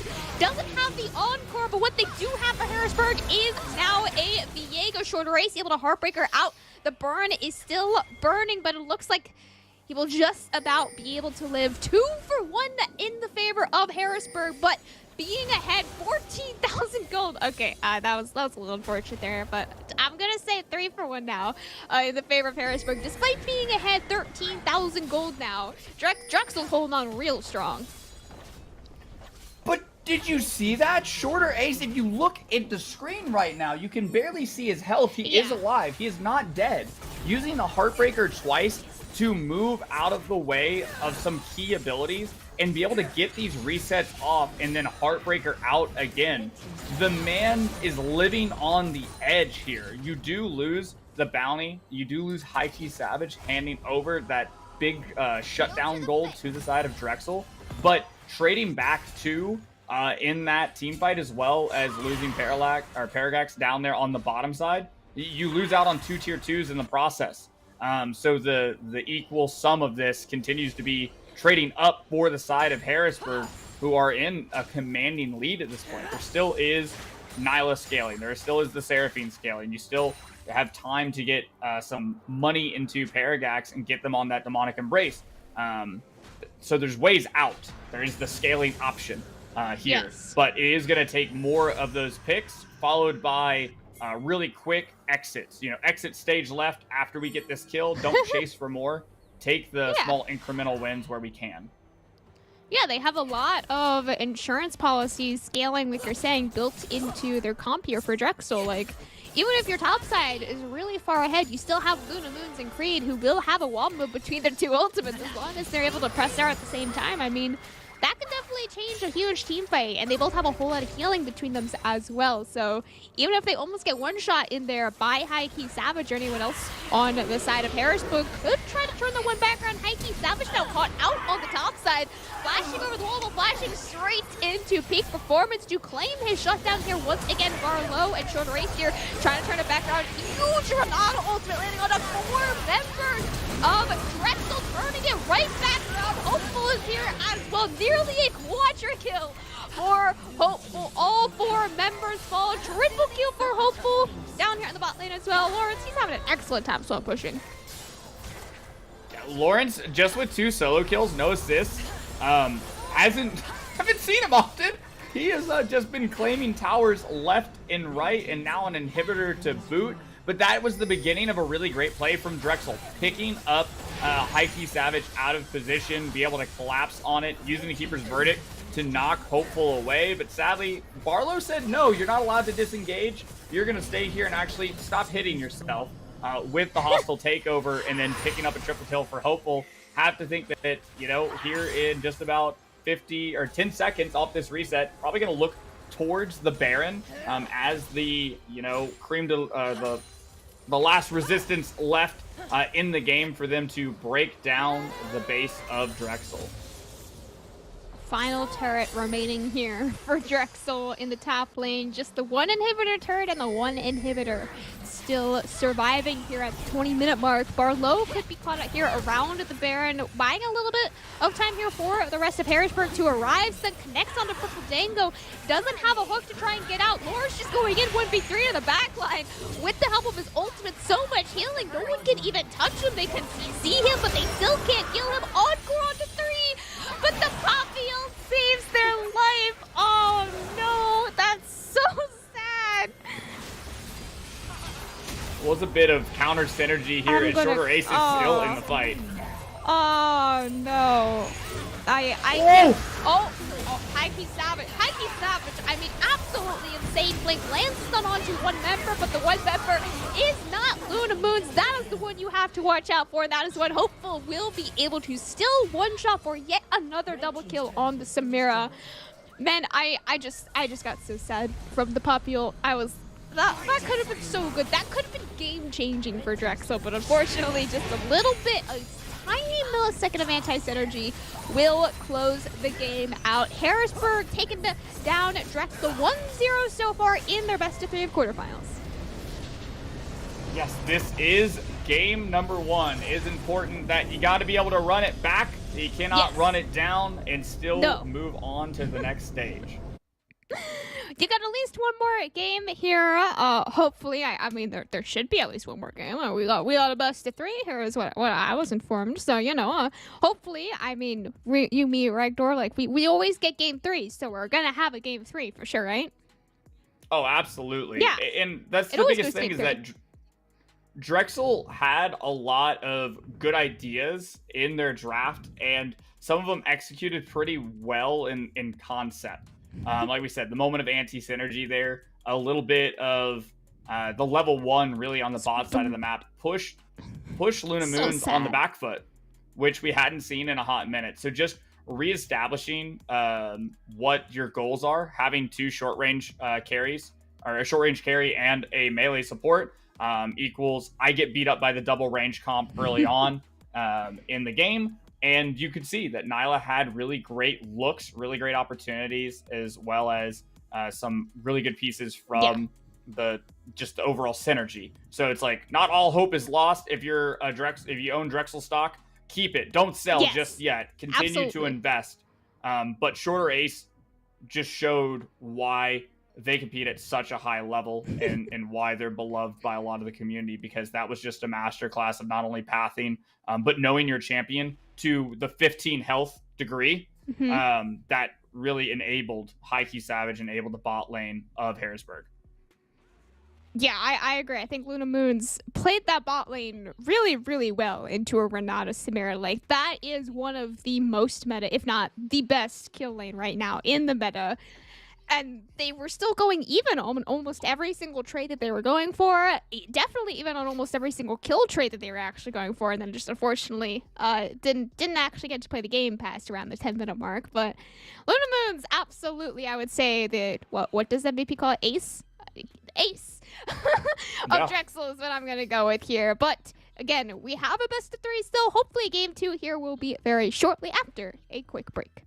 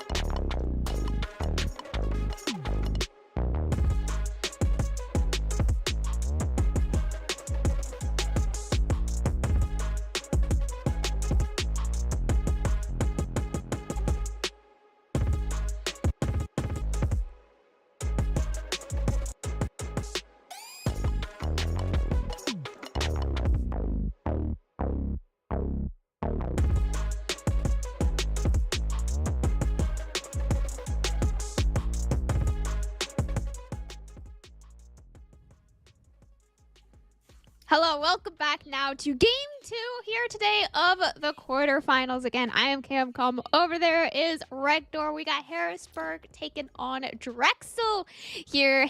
Oh, you did it. Congratulations. I've learned. Harrisburg currently 1-0 up in their quarterfinals. Best of 3. Moving on into draft here fairly shortly. Have you seen the draft yet, Regdor? I want to ask predictions if you haven't seen it. Yeah, no, I saw it. Dang it. What do you Yeah, think I know. if you had to make a prediction, what would you have said the prediction to be? If let's say game 3. Like, what do you want me to predict? B1. Everything? Oh, B1? Yeah. I mean, Seraphine. You're so unfun. B1. B1 Seraphine. I mean, I want somebody to just play Taric jungle. I just want it to happen. It's been whispers. Pros have been playing it in solo queue. I want it to happen. Spoiler alert, there is not a Taric here in our game 2. Drafts have been completed. Drexel did select the same side here, so they are once again on the red side, excuse me. So blue side here, B1 Talia, B2 B3 Sivir Lee Sin, B4 B5 Leona Akali. Where are these champions going? Akali's definitely going top. Okay, I see that. Yeah, I was gonna say it before then, but you know what? It happens. A bit of a skill matchup on the top side of the map, but you've got a bit of everything in here. You have some backline dive. You have Talia that is popped up once again now in the mid lane with this Leandri's build and just using the stone weaving technique of throw a rock and throw another rock and burn people down. Specifically, the 2v2 that we were kind of talking about with Talia Lee Sin is really good, especially post 6 when you can just actually kick them back through the minefield and stun them off of it, and then use the kickback again to just separate them even more out of the fight, which I think is a super cool interaction for me, IMO. And then you have just the traditional scaling of Sivir. Sivir lost a lot of base stats with the rework, but now if you just build straight raw damage, just give her a bunch of AD and crit, it's amazing what she can do in a team fight with those boomerangs. She can do a whole lot of poke and a whole lot of DPS damage from a very long range, is how I'll put it. But now we get to look at our red side picks and, well, not bans, so you can see the bans. But the picks in order here for them was R1, R2, Viego, Ezreal, R3, Syndra, R4, Nautilus, and the R5 Jax here for them in the top lane. So Jax Akali top lane matchup is not something I think we've gotten to see much here today, or really ever. It screams we're both gonna take Ignite teleport and just 1v1 each other constantly. I love that. Like every part of that, shoot it directly into my brain or my veins. Give me it, because it's like a very big just skill matchup with a lot of dashes and movements around, trying to dodge the counter strike, hide around in the shroud. I think early on, Lawrence could have kill threat in this lane if played correctly. But once again, it's about really this mid-jungle synergy. Drexel said, why reinvent the wheel? I can just go ahead and play just Viego Syndra. It seemed to work really well. Send a lot of people to gray screen. So now we see it on the opposite side of the map, but a different answer into it with that Talia being the B1. Yeah, Drexel kind of just saying, yo, you're mid-jungle. It seemed to work pretty well. Maybe we'll try it for ourselves here in the game, too, as, Viego was first picked on red side, and then they basically second picked Syndra. I mean, obviously they didn't R2 it, they R3'd it, so I'm going to call it second pick technically, because, like, R1, R2 are the same pick to me, and then R3 is, like, the actual second pick, so, yeah, for sure, first and second pick. Camcom, you know they're numbered, right? No, they're 1, 2, and then 3. No, but 1 and 2 are the same. I don't. Listen, we've got TPs. Only one ignite in that top lane, though. I'm disappointed. I am convinced now.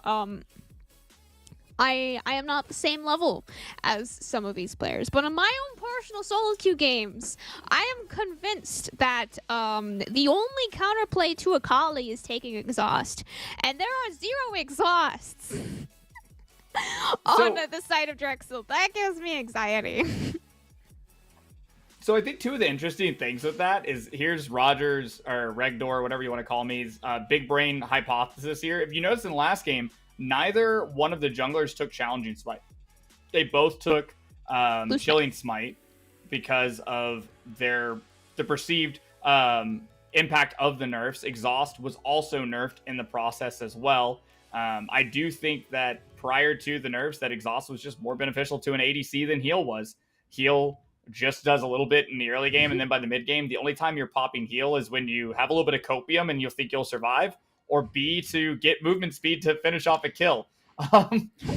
It's one of the two. So now having Heal in the lane down there for Hopeful and Barlow, we'll see how that turns out. But yeah, Exhaust and point and click CC are two things that are really good against Akali if they're able to get a lead. I did a quick check with the stats guys.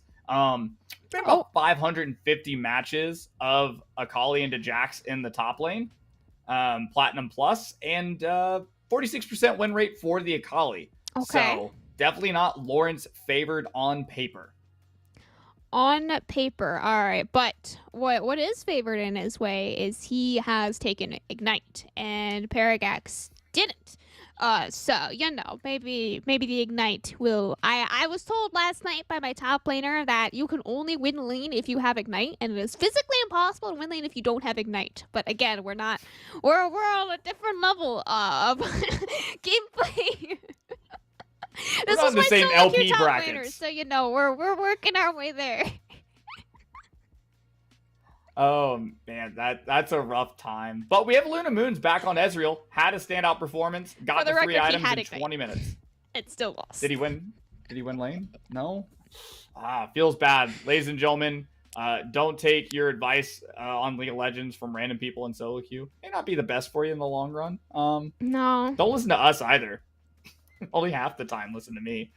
You should never listen to Regdor. Regdor makes like really old people jokes that you're supposed to understand, and I just never understand them.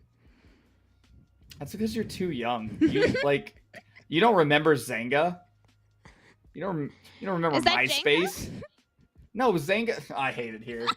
Zanga was social media before it was social media. We all learned how to do HTML coding and wrote in our public diaries. Okay. How is public and diary go together? Isn't diaries private? It's a blog, okay? And you couldn't friend people. You had to know their website name. These were all important and valid points. You couldn't just go friend somebody and be like, oh, I wonder who Camcom is, and just Google Camcom. It doesn't work that way. You're making me feel so old. I'm gonna go grab my walker now before we get out onto the rift. Oh, that would make me feel much better. Thank you. I mean, we could play some Jenga too. Now, I don't know. Well, okay, we gotta give now some reserve to take us away. Welcome to Summoner's Rift. We are out on the rift.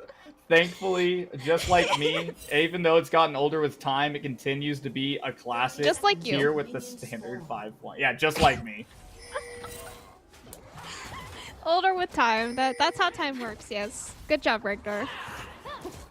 Oh no. Creed? Creed? Oh, he's fine, right? Okay, interesting summoner spells to note here. We're just gonna completely ignore this level 1. This level 1. Please? Okay, we're good. No one's actually gonna die. You got 1 CS. That is a ward kill there for shorter race. So unfortunately not on the laner means it's not actually going to matter. If it's on the laner, then of course they hit level 2 off of 1 less minion. So that would have actually mattered, but jungler doesn't actually matter. So not summoner spells, we already saw summoner spells. Runes of choice I want to look at. Spellbook for Savage and Glacial Augment for Leona. It's the same thing for Nautilus as well as Glacial Augment. It's kind of the flip between, are you going to all in for Aftershock, or are you going to have more quick trades for Glacial? But I think the one thing that Leona gets that Nautilus doesn't is the W, is that just flat damage reduction that Nautilus just doesn't get, even if he puts a bunch of points into his E, into that shield, just doesn't mean nearly as much. So that's like the one upside. I think the only person who uses it better is really Thresh, because he doesn't have to go all the way in order to perfect it. And then Unsealed Spellbook has been like the object of choice for Talia. It's either that or First Strike has been the two most used, but I think the utility that you get out of this, you get to choose to have an Ignite, have a Smite, whatever it may be at different points in the game. Gives a bit more utilities. We do see some just like pings coming down there on the bottom side quadrant of peak performance. Maybe guessing that's whereabouts he is, as High Key Savage may not be in a place that he wants to be. One more auto tech, the Airy proc there as well. Very nearly a solo kill for Creed, using the wave to his advantage there as well. High Key Savage walking a little bit too forward there into the wave, and that's a lot of ranged minions and a Kayn minion. That will do a lot of damage to you. Level 2, and with that first blood now picked up by Creed, and a solo kill here in the mid lane. And with that, shorter race will connect the queue, but connecting the queue lands us into a pause. Understandable. You know, it's kind of funny that like, it's kind of funny that Creed got that kill, and all I could think of was the song called "One Last Breath" by Creed. You know that one, Camcom? Nope, that's probably 30 years old. Don't say that. It's not 30 years old. It's only like 19 years old. No, that feels like 30. I mean, doesn't that mean like you were like, I don't know, like single digits when it came out? I'm not 19. Oh no. You were barely born. God. This is another episode of Boomers and Zoomers where I'm going to talk about things like T9 text, and Camcom's going to sit here and smile and nod their head. I know SMS text. But I hate it, dude. You know how you can swipe, like, you know how you can swipe text and it figures out what you're saying? That doesn't sound like a Discord thing. Oh, I hate it here. We are back into the game with the complimentary post-pause, as it usually goes, waiting for it to figure its life out. It'll unpause here in a second. This is the regular bug here on the draft. What do you call it? Spectate client. We love Spectate client. Oh, we're coming back. Hello, welcome back. We're back again. Okay, goodbye. Okay, again. bye. So, it does look as though Creed survived, which is what we love to see, and peak performances now in the mid lane. All in all, that means just a first blood earned by Creed, taken from the clutches of defeat. Creed unfortunately not quite able to crash that wave though off of the first blood, so despite getting the kill, he might still be slightly behind in XP depending on how the waves do start to stack up far low.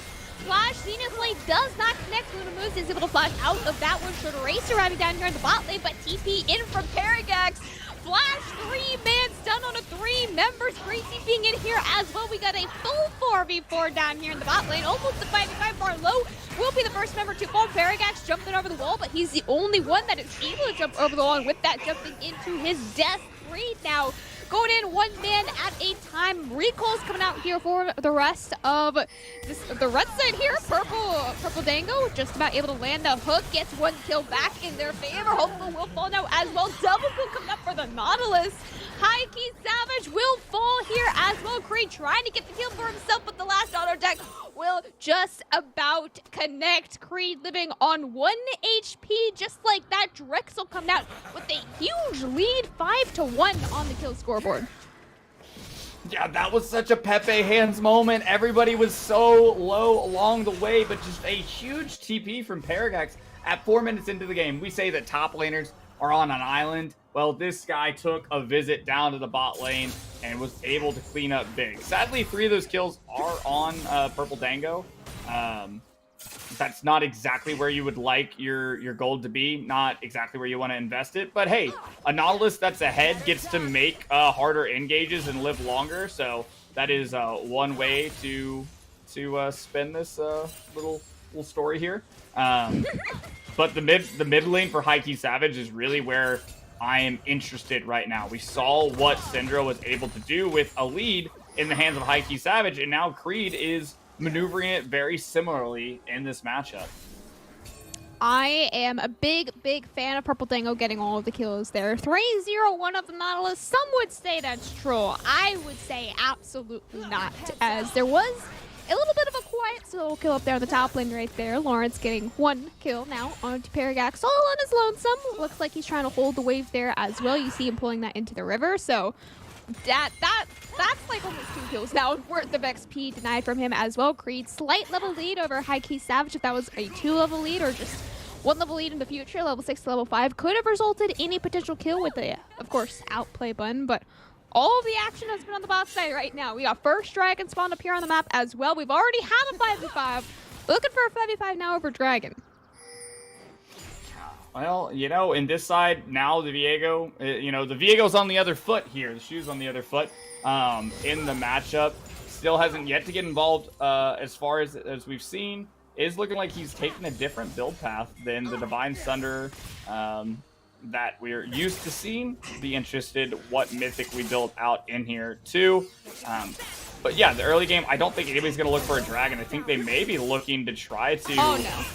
Oh, no, not again. Oh, no, Lawrence. Lawrence with the first solo kill is able to wave manage the second solo kill out from Paragax with a very, very slight freeze outside of his tower. Kind of forces Paragax to walk into him, and being level 5 to level 6 to an Akali is just another solo kill now for Lawrence, on top of denying probably around 5 waves of experience to a Paragax. 2 level 8 in the top lane. He can't go top lane anymore. It's not a lane that he is physically allowed to play. Well, you know, Lawrence was kind, crashed the wave, and is going to go on the reset here. He's going to be picking up big off of this one. But yeah, this disparity, now a 2-level difference, is really going to change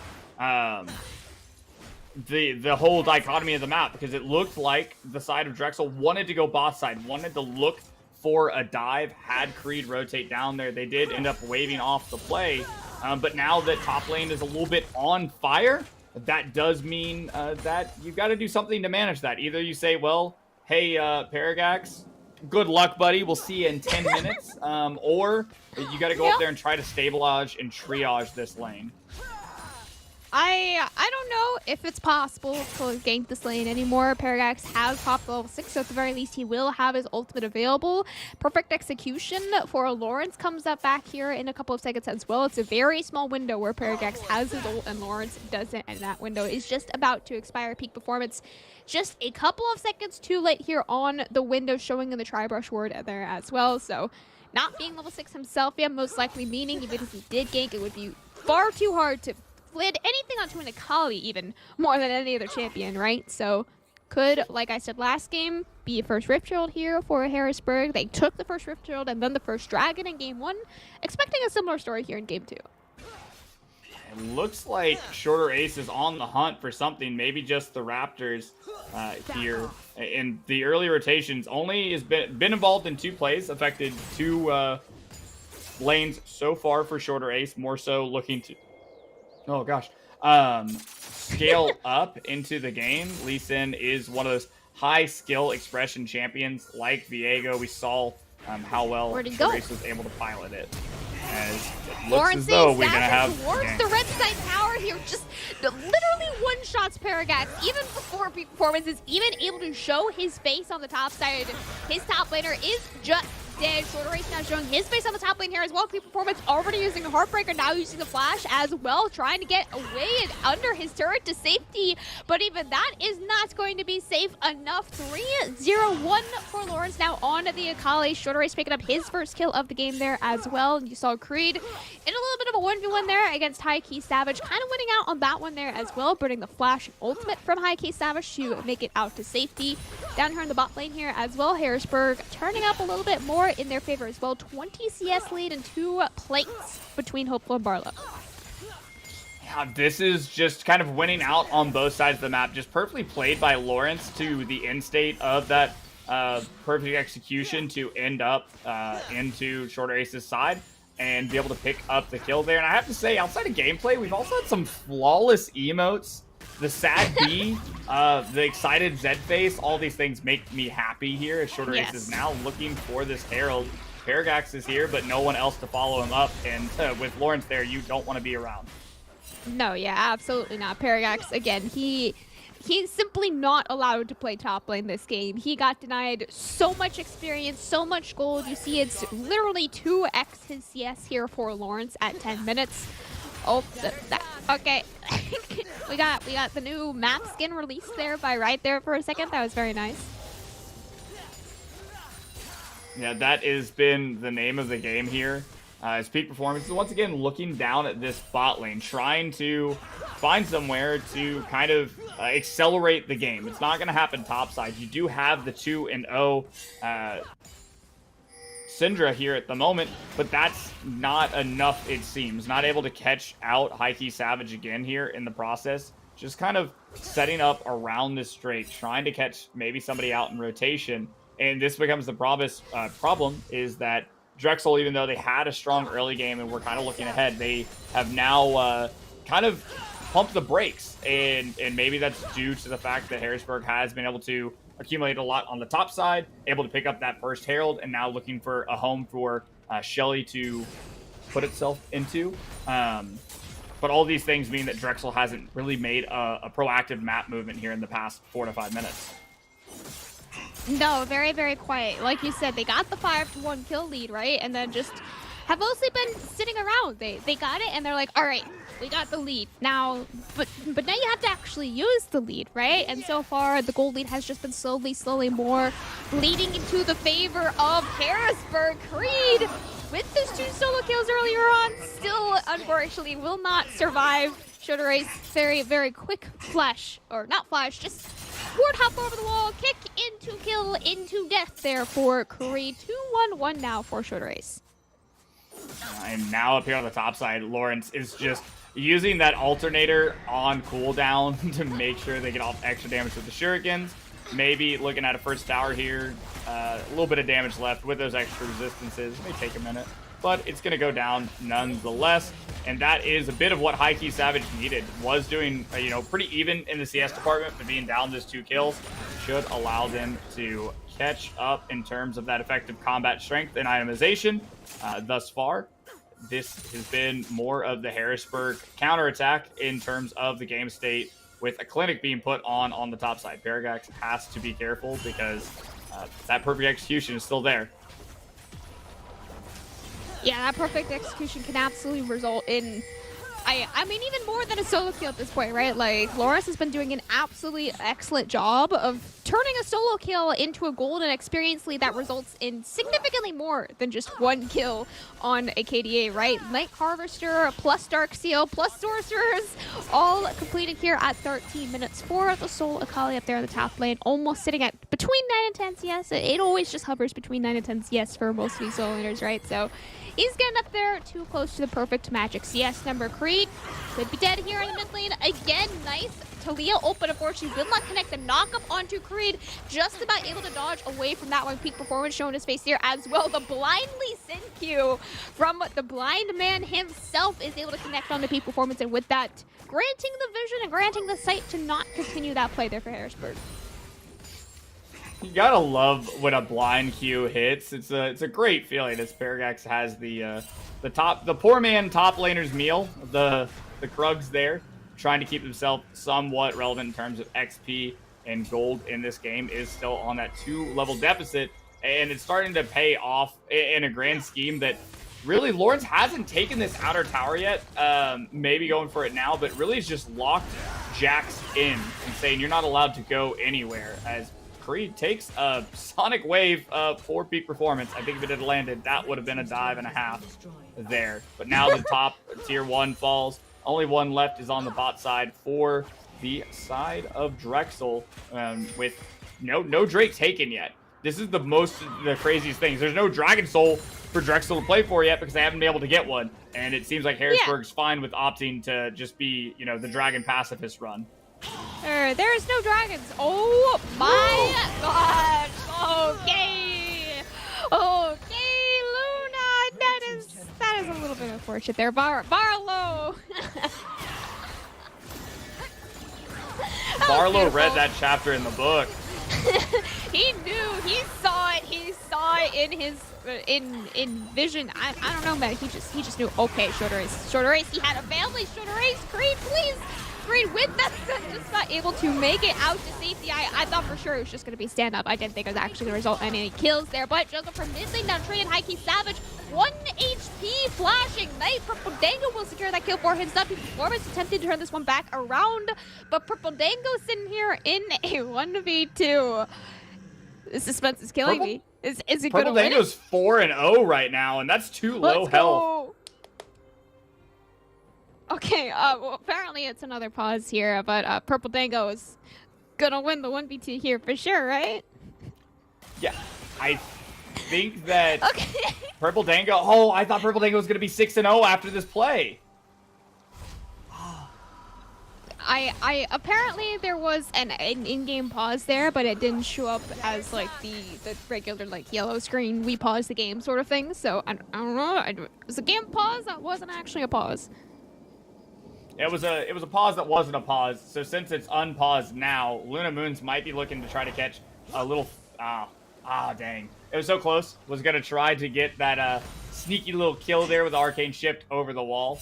But yeah, that actually was a pretty even fight all in all. Still a 5k gold lead to the side of Harrisburg. Coming back out onto the map now. And where we're at is this point where, we're all sitting on Mythics. Sadly, Ezreal, Luna Moons, a bit behind, doesn't have the Mana Immune completely yet, just sitting on that Essence Reaver. So your consistent 80 damage, not there just yet. But it's really up to Harrisburg to choose where they go next. If they are slow and consistent with these fights and take it piece by piece, you can see what the setup from Shorter Ace and High Key Savage do in those situations. Barlow's had some excellent reads here on the engages, and all those things equal a very scary storm coming to the way of Drexel. But Purple Dango, 4-0. Lawrence very nearly 5-0. Oh, right there. That was a little scary for me even. For Perfect Execution is available. Ignite coming off and cooldown here in around 60 seconds there as well. And I mean, I don't even think they need Shooter Racer Barlow here. It's just the sheer pressure of Lawrence himself really does just keep the bot lane exposed, open for the dragon and the tower taking here. Knowledgeable does connect onto Lawrence, though. With that, the CC is true. Shut down 550 found by Creed. And with that, he gets lit as well. 2-man stun connecting as well. And Creed, 1 HP Shorter Race over the wall. 2 does not connect for him. Creed, 3, 2, and 5 cruising, walking around Summoner's Rift very nicely there on the Syndra. Yeah, this has been really in Creed's hands, has been the huge catalyst now, 3-2, like you said, and has been the one who's been able to finish off a lot of these kills and really find some great engages with the Scout of the Week. This is the player that you have to play around, and sadly, kind of cut away some losses, let people die when they just honestly don't have a way out. Don't dig yourself deeper into a hole by trying to help your friends out. Just play around Creed, now sitting on 1.5 items. He has the Hextech ultimate and needlessly large rod, as well as 4 stones in that Darksteel. Almost has an Infinity Gauntlet, just a few kills away. as Harrisburg did pick up a Drake. Very, very, very late soul. Probably not going to be the decider of the game, but it does look as though we might be playing around a second Herald here shortly. Second Rift Herald here, potentially for Harrisburg. They were able to take the first Dragon finally, and the first Rift Herald as well. One of the latest first Dragons I think I've seen in a minute. Lunamoon, man, he's having a rough time here, taking a quarter of his HP by just a couple of rocks. Solar Flare connects there in a peak performance as well. But over the wall will allow him to live. Down here on the bot side, though, Lawrence securing yet another solo kill, finding himself in the perfect place with the perfect execution. Time and time again, Creed, it is all up to him. He doesn't have a whole lot of mana remaining for a team fight. Flash E connects by Barlow, absolutely insane, but finding him in a 1v1 against Creed is probably not where he wants to be. Very low mana remaining on the Leona there as well. Not quite enough follow-up damage or CC to secure the kill onto Creed. One kill for almost every single Summoner Smoke burn yet again. Yeah, this has been just very high on the line fights every time, back and forth. And I will say that the itemization choices from Heike to take the Luden's Tempest equates to like what we used to see out of Talia Jungle, where it was just like this one-shot wombo combo through all of it. And it's just sadly, I don't think the same style that Talia plays anymore. I think the Leandries does much better. The super low cooldown on the stones here on that Q do a lot and help out, and like consistent damage over time, like a battle mage sort of concept. We're gonna have to see how that turns out here. Once they get to the second item, looks like they're going for the Seraph's Embrace. And because there's so many times that we've had him on 1 HP, almost have a kill on Creed, but the Weaver Stone's just not able to finish it out. Not quite, yeah, like you're saying, right? It's just, the damage is very, very close. It's just one more, not even one more item, just another half an item, or just like 20 less MR or whatever, right? And these fights would be going very, very differently. It is an absolute miracle that team fight. Is it even a team fight? Random skirmish, random pick in the jungle. I don't know what to call these things anymore. Like, there's what, 25 kills on the map right now at 20 minutes. Yet another teammate here in the mid lane. Barlow, almost the first number 2 pull, but absolutely huge CC, turning it straight back into the favor of Harrisburg. When you thought they were down, when you thought they were out, they can still come out on top. Creed, the last member surviving here for Drexel, the last member trying to hold the Nexus alive. The inhibitor has fallen. Next up are the inhibitor tower, or Nexus towers. Yeah, and just really well played of the setup of CC there, where it felt like, maybe caught out for a second. That spell shield from the dredge line was huge on Hopeful to kind of change the dynamics of that fight, as we now have some low health targets and peak performance. You know what? It's kind of hard to take Nexus Towers without a cannon at 21 minutes into the game, but Harrisburg said, we'll give it a go. Here off this reset, you have to say, like, hey, let's just turn to the Baron. We have the better 5v5. We're ahead in golden experience. Grab this and then just begin to make your march down mid lane. Force them to fight you here. There's no reason to go for a dragon. They can have the dragon. We're going to take the Nexus. This should be the game plan of Harrisburg moving in here. Yeah, I mean, that damage by Savage on the Creed, I cannot. It does a lot. Mm-hmm. That was some definitely very not okay damage there, I would have to say. So, second dragon, you say is going to go to Drexel. I say it's going to go to Harrisburg. You don't need the Nexus. You just need some dragons up there on the top side there as well. I do see Lawrence doing some Lawrence things, potentially catching himself in a 1v2, but is it him who's caught out, or is it the enemies that he's the 1v2ing that are caught out here instead? Lawrence is going to be hooked, though, finding already 1 kill, or 2 kills even, onto the top side here of Drexel. They can't kill him. Lunamoon finally takes him down, finally takes the 700 shutdown for himself. Purple Dangle will fall now in return. Creed, again, slightly late to this team by Lunamoon, eating onto the Talia W there. Just unfortunate for him. Creed, one shot yet again, buys 2.5 seconds with the Zonyas, but instantly blown up immediately after. 5 for 1 yet again in the favor of Harrisburg. I think they can absolutely end here. Yeah, no, absolutely can. And Lawrence doing so much work on the top side of the map there. 1v2ing, almost 1v3ing, but just creating such a man advantage that the follow-up is just undeniably Harrisburg's side. They will take that tier 3 in a reset. Hey, they're going to play this one smart. They're going to take this one slow and equate out to a standard victory as opposed to 50-50 any last-minute pushes into Drexel's base. Yeah, potential last minute, but hopefully... Oh, that one. There's so many things that are just like, oh no, that's very close. Like, you know, the random face check a bush and there's someone in there, or you're trying to recall and then like there's a blitzcrank hook. That happened to me a lot last night where it's just like, oh no, there's a hook here. I'm trying to recall, leave me alone. Hook champions are scary because every time you feel like you know their distance, you're apparently just a few pixels inside of that range. And League of Legends does not work in near misses. It's either hit or miss. And talking about hit or miss, they definitely hit the Baron here. They are all wearing purple and looking to close this series out. It's going to be the base defense from Drexel. Base defense here from Drexel. One inhibitor tower remaining. The two Nexus turrets. One of them sitting at about a third of his HP. One of them, I mean, it's still full HP, but it could get one shot fairly quickly with the Baron on all 5 members here of Harrisburg.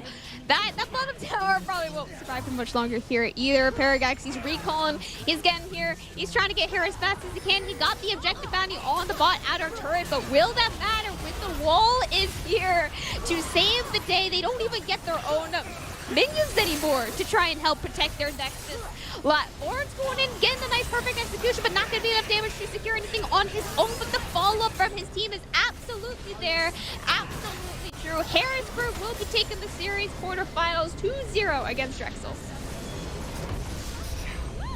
And that was an emphatic game once again from Harrisburg, continuing to show not only their strength in team fighting, but also their continuity in draft, having very different looks from Viego to Lee Sin, Akali on the top side, very different bot lanes in terms of scaling as opposed to running a kill lane. And at the end of the day, it equals out to the same end state. They are able to really get the game accelerated through shorter ace, making movements around the map, and then just winning out in these team fights, taking the engages they know that they can win.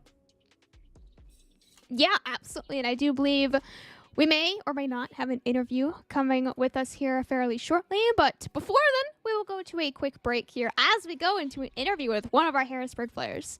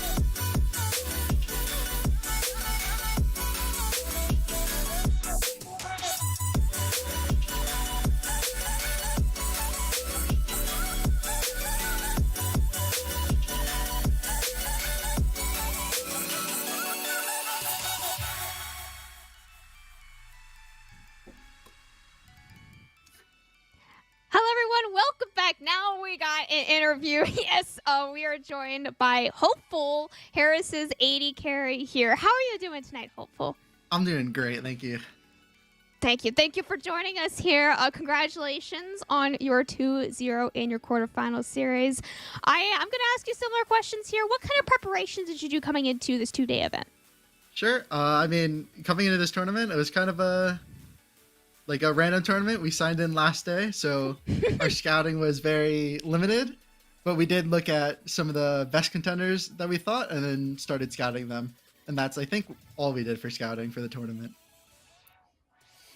Love that. And now just been on 12-14 for just a few days. It felt like the bot lane meta is shaken up a little bit. I mean, you showed two very different looks with Samira as well as the Sivir. I mean, how do you feel about the bot lane 2v2 right now? I mean, you guys did a great job in lane, but what's your thoughts on it overall and how you're feeling in it?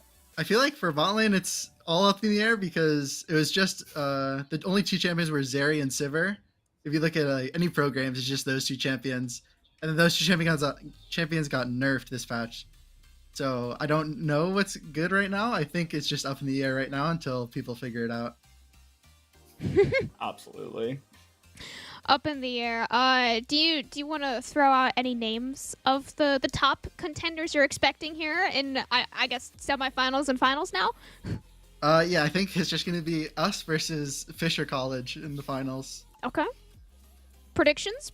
Can I want to ask predictions. We're going to easily win. Okay. Big words, Ragnar.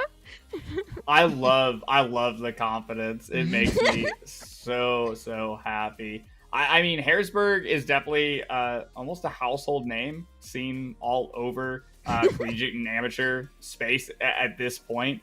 How do you feel like with the roster as a whole? I know we were talking about, Heike Savage and Shorter Ace and even Lawrence being around in PG and things like that. How's the roster feel coming into what I guess I would call like the warm-up into the fall split? I think the roster is definitely feeling good. The only new player we have is Barlow, our support. and then the rest of us have been playing together for around a year. So I think the only thing that's a little shaky is us in the bot lane, but I'm sure by tomorrow we can have it fixed. I definitely look forward to seeing it. By tomorrow for your hopefully very exciting semifinals match. Final words, final closing thoughts here, shoutouts, anything? No shoutouts. I'm excited to see Dragon Minkin playing ADC. Give him a hard time in the bot lane. Sounds good. Thank you, Regdor. Anything? Yep. No, just happy to be here. Thank you, everyone. That's gonna be it for us here tonight, I guess. Thank you, Hopeful, as well, hopping in for the quick 2 games and then the quick interview after. Very much appreciate you sticking around here for us as well. Huge thank you to Samsung SSD presenting this tournament here on NECCs, and of course, thank you to the people behind the scenes making it happen for us here on stream too. We have Becca as your observer, and of course Peak as our very wonderful producer here. Thank you, everyone. Thank you, Regdor, for being here with me, and thank you, everyone, for watching. Have a fantastic rest of your evening. Go watch NECC main if they are still playing. If not, you got some semifinals here on stream tomorrow.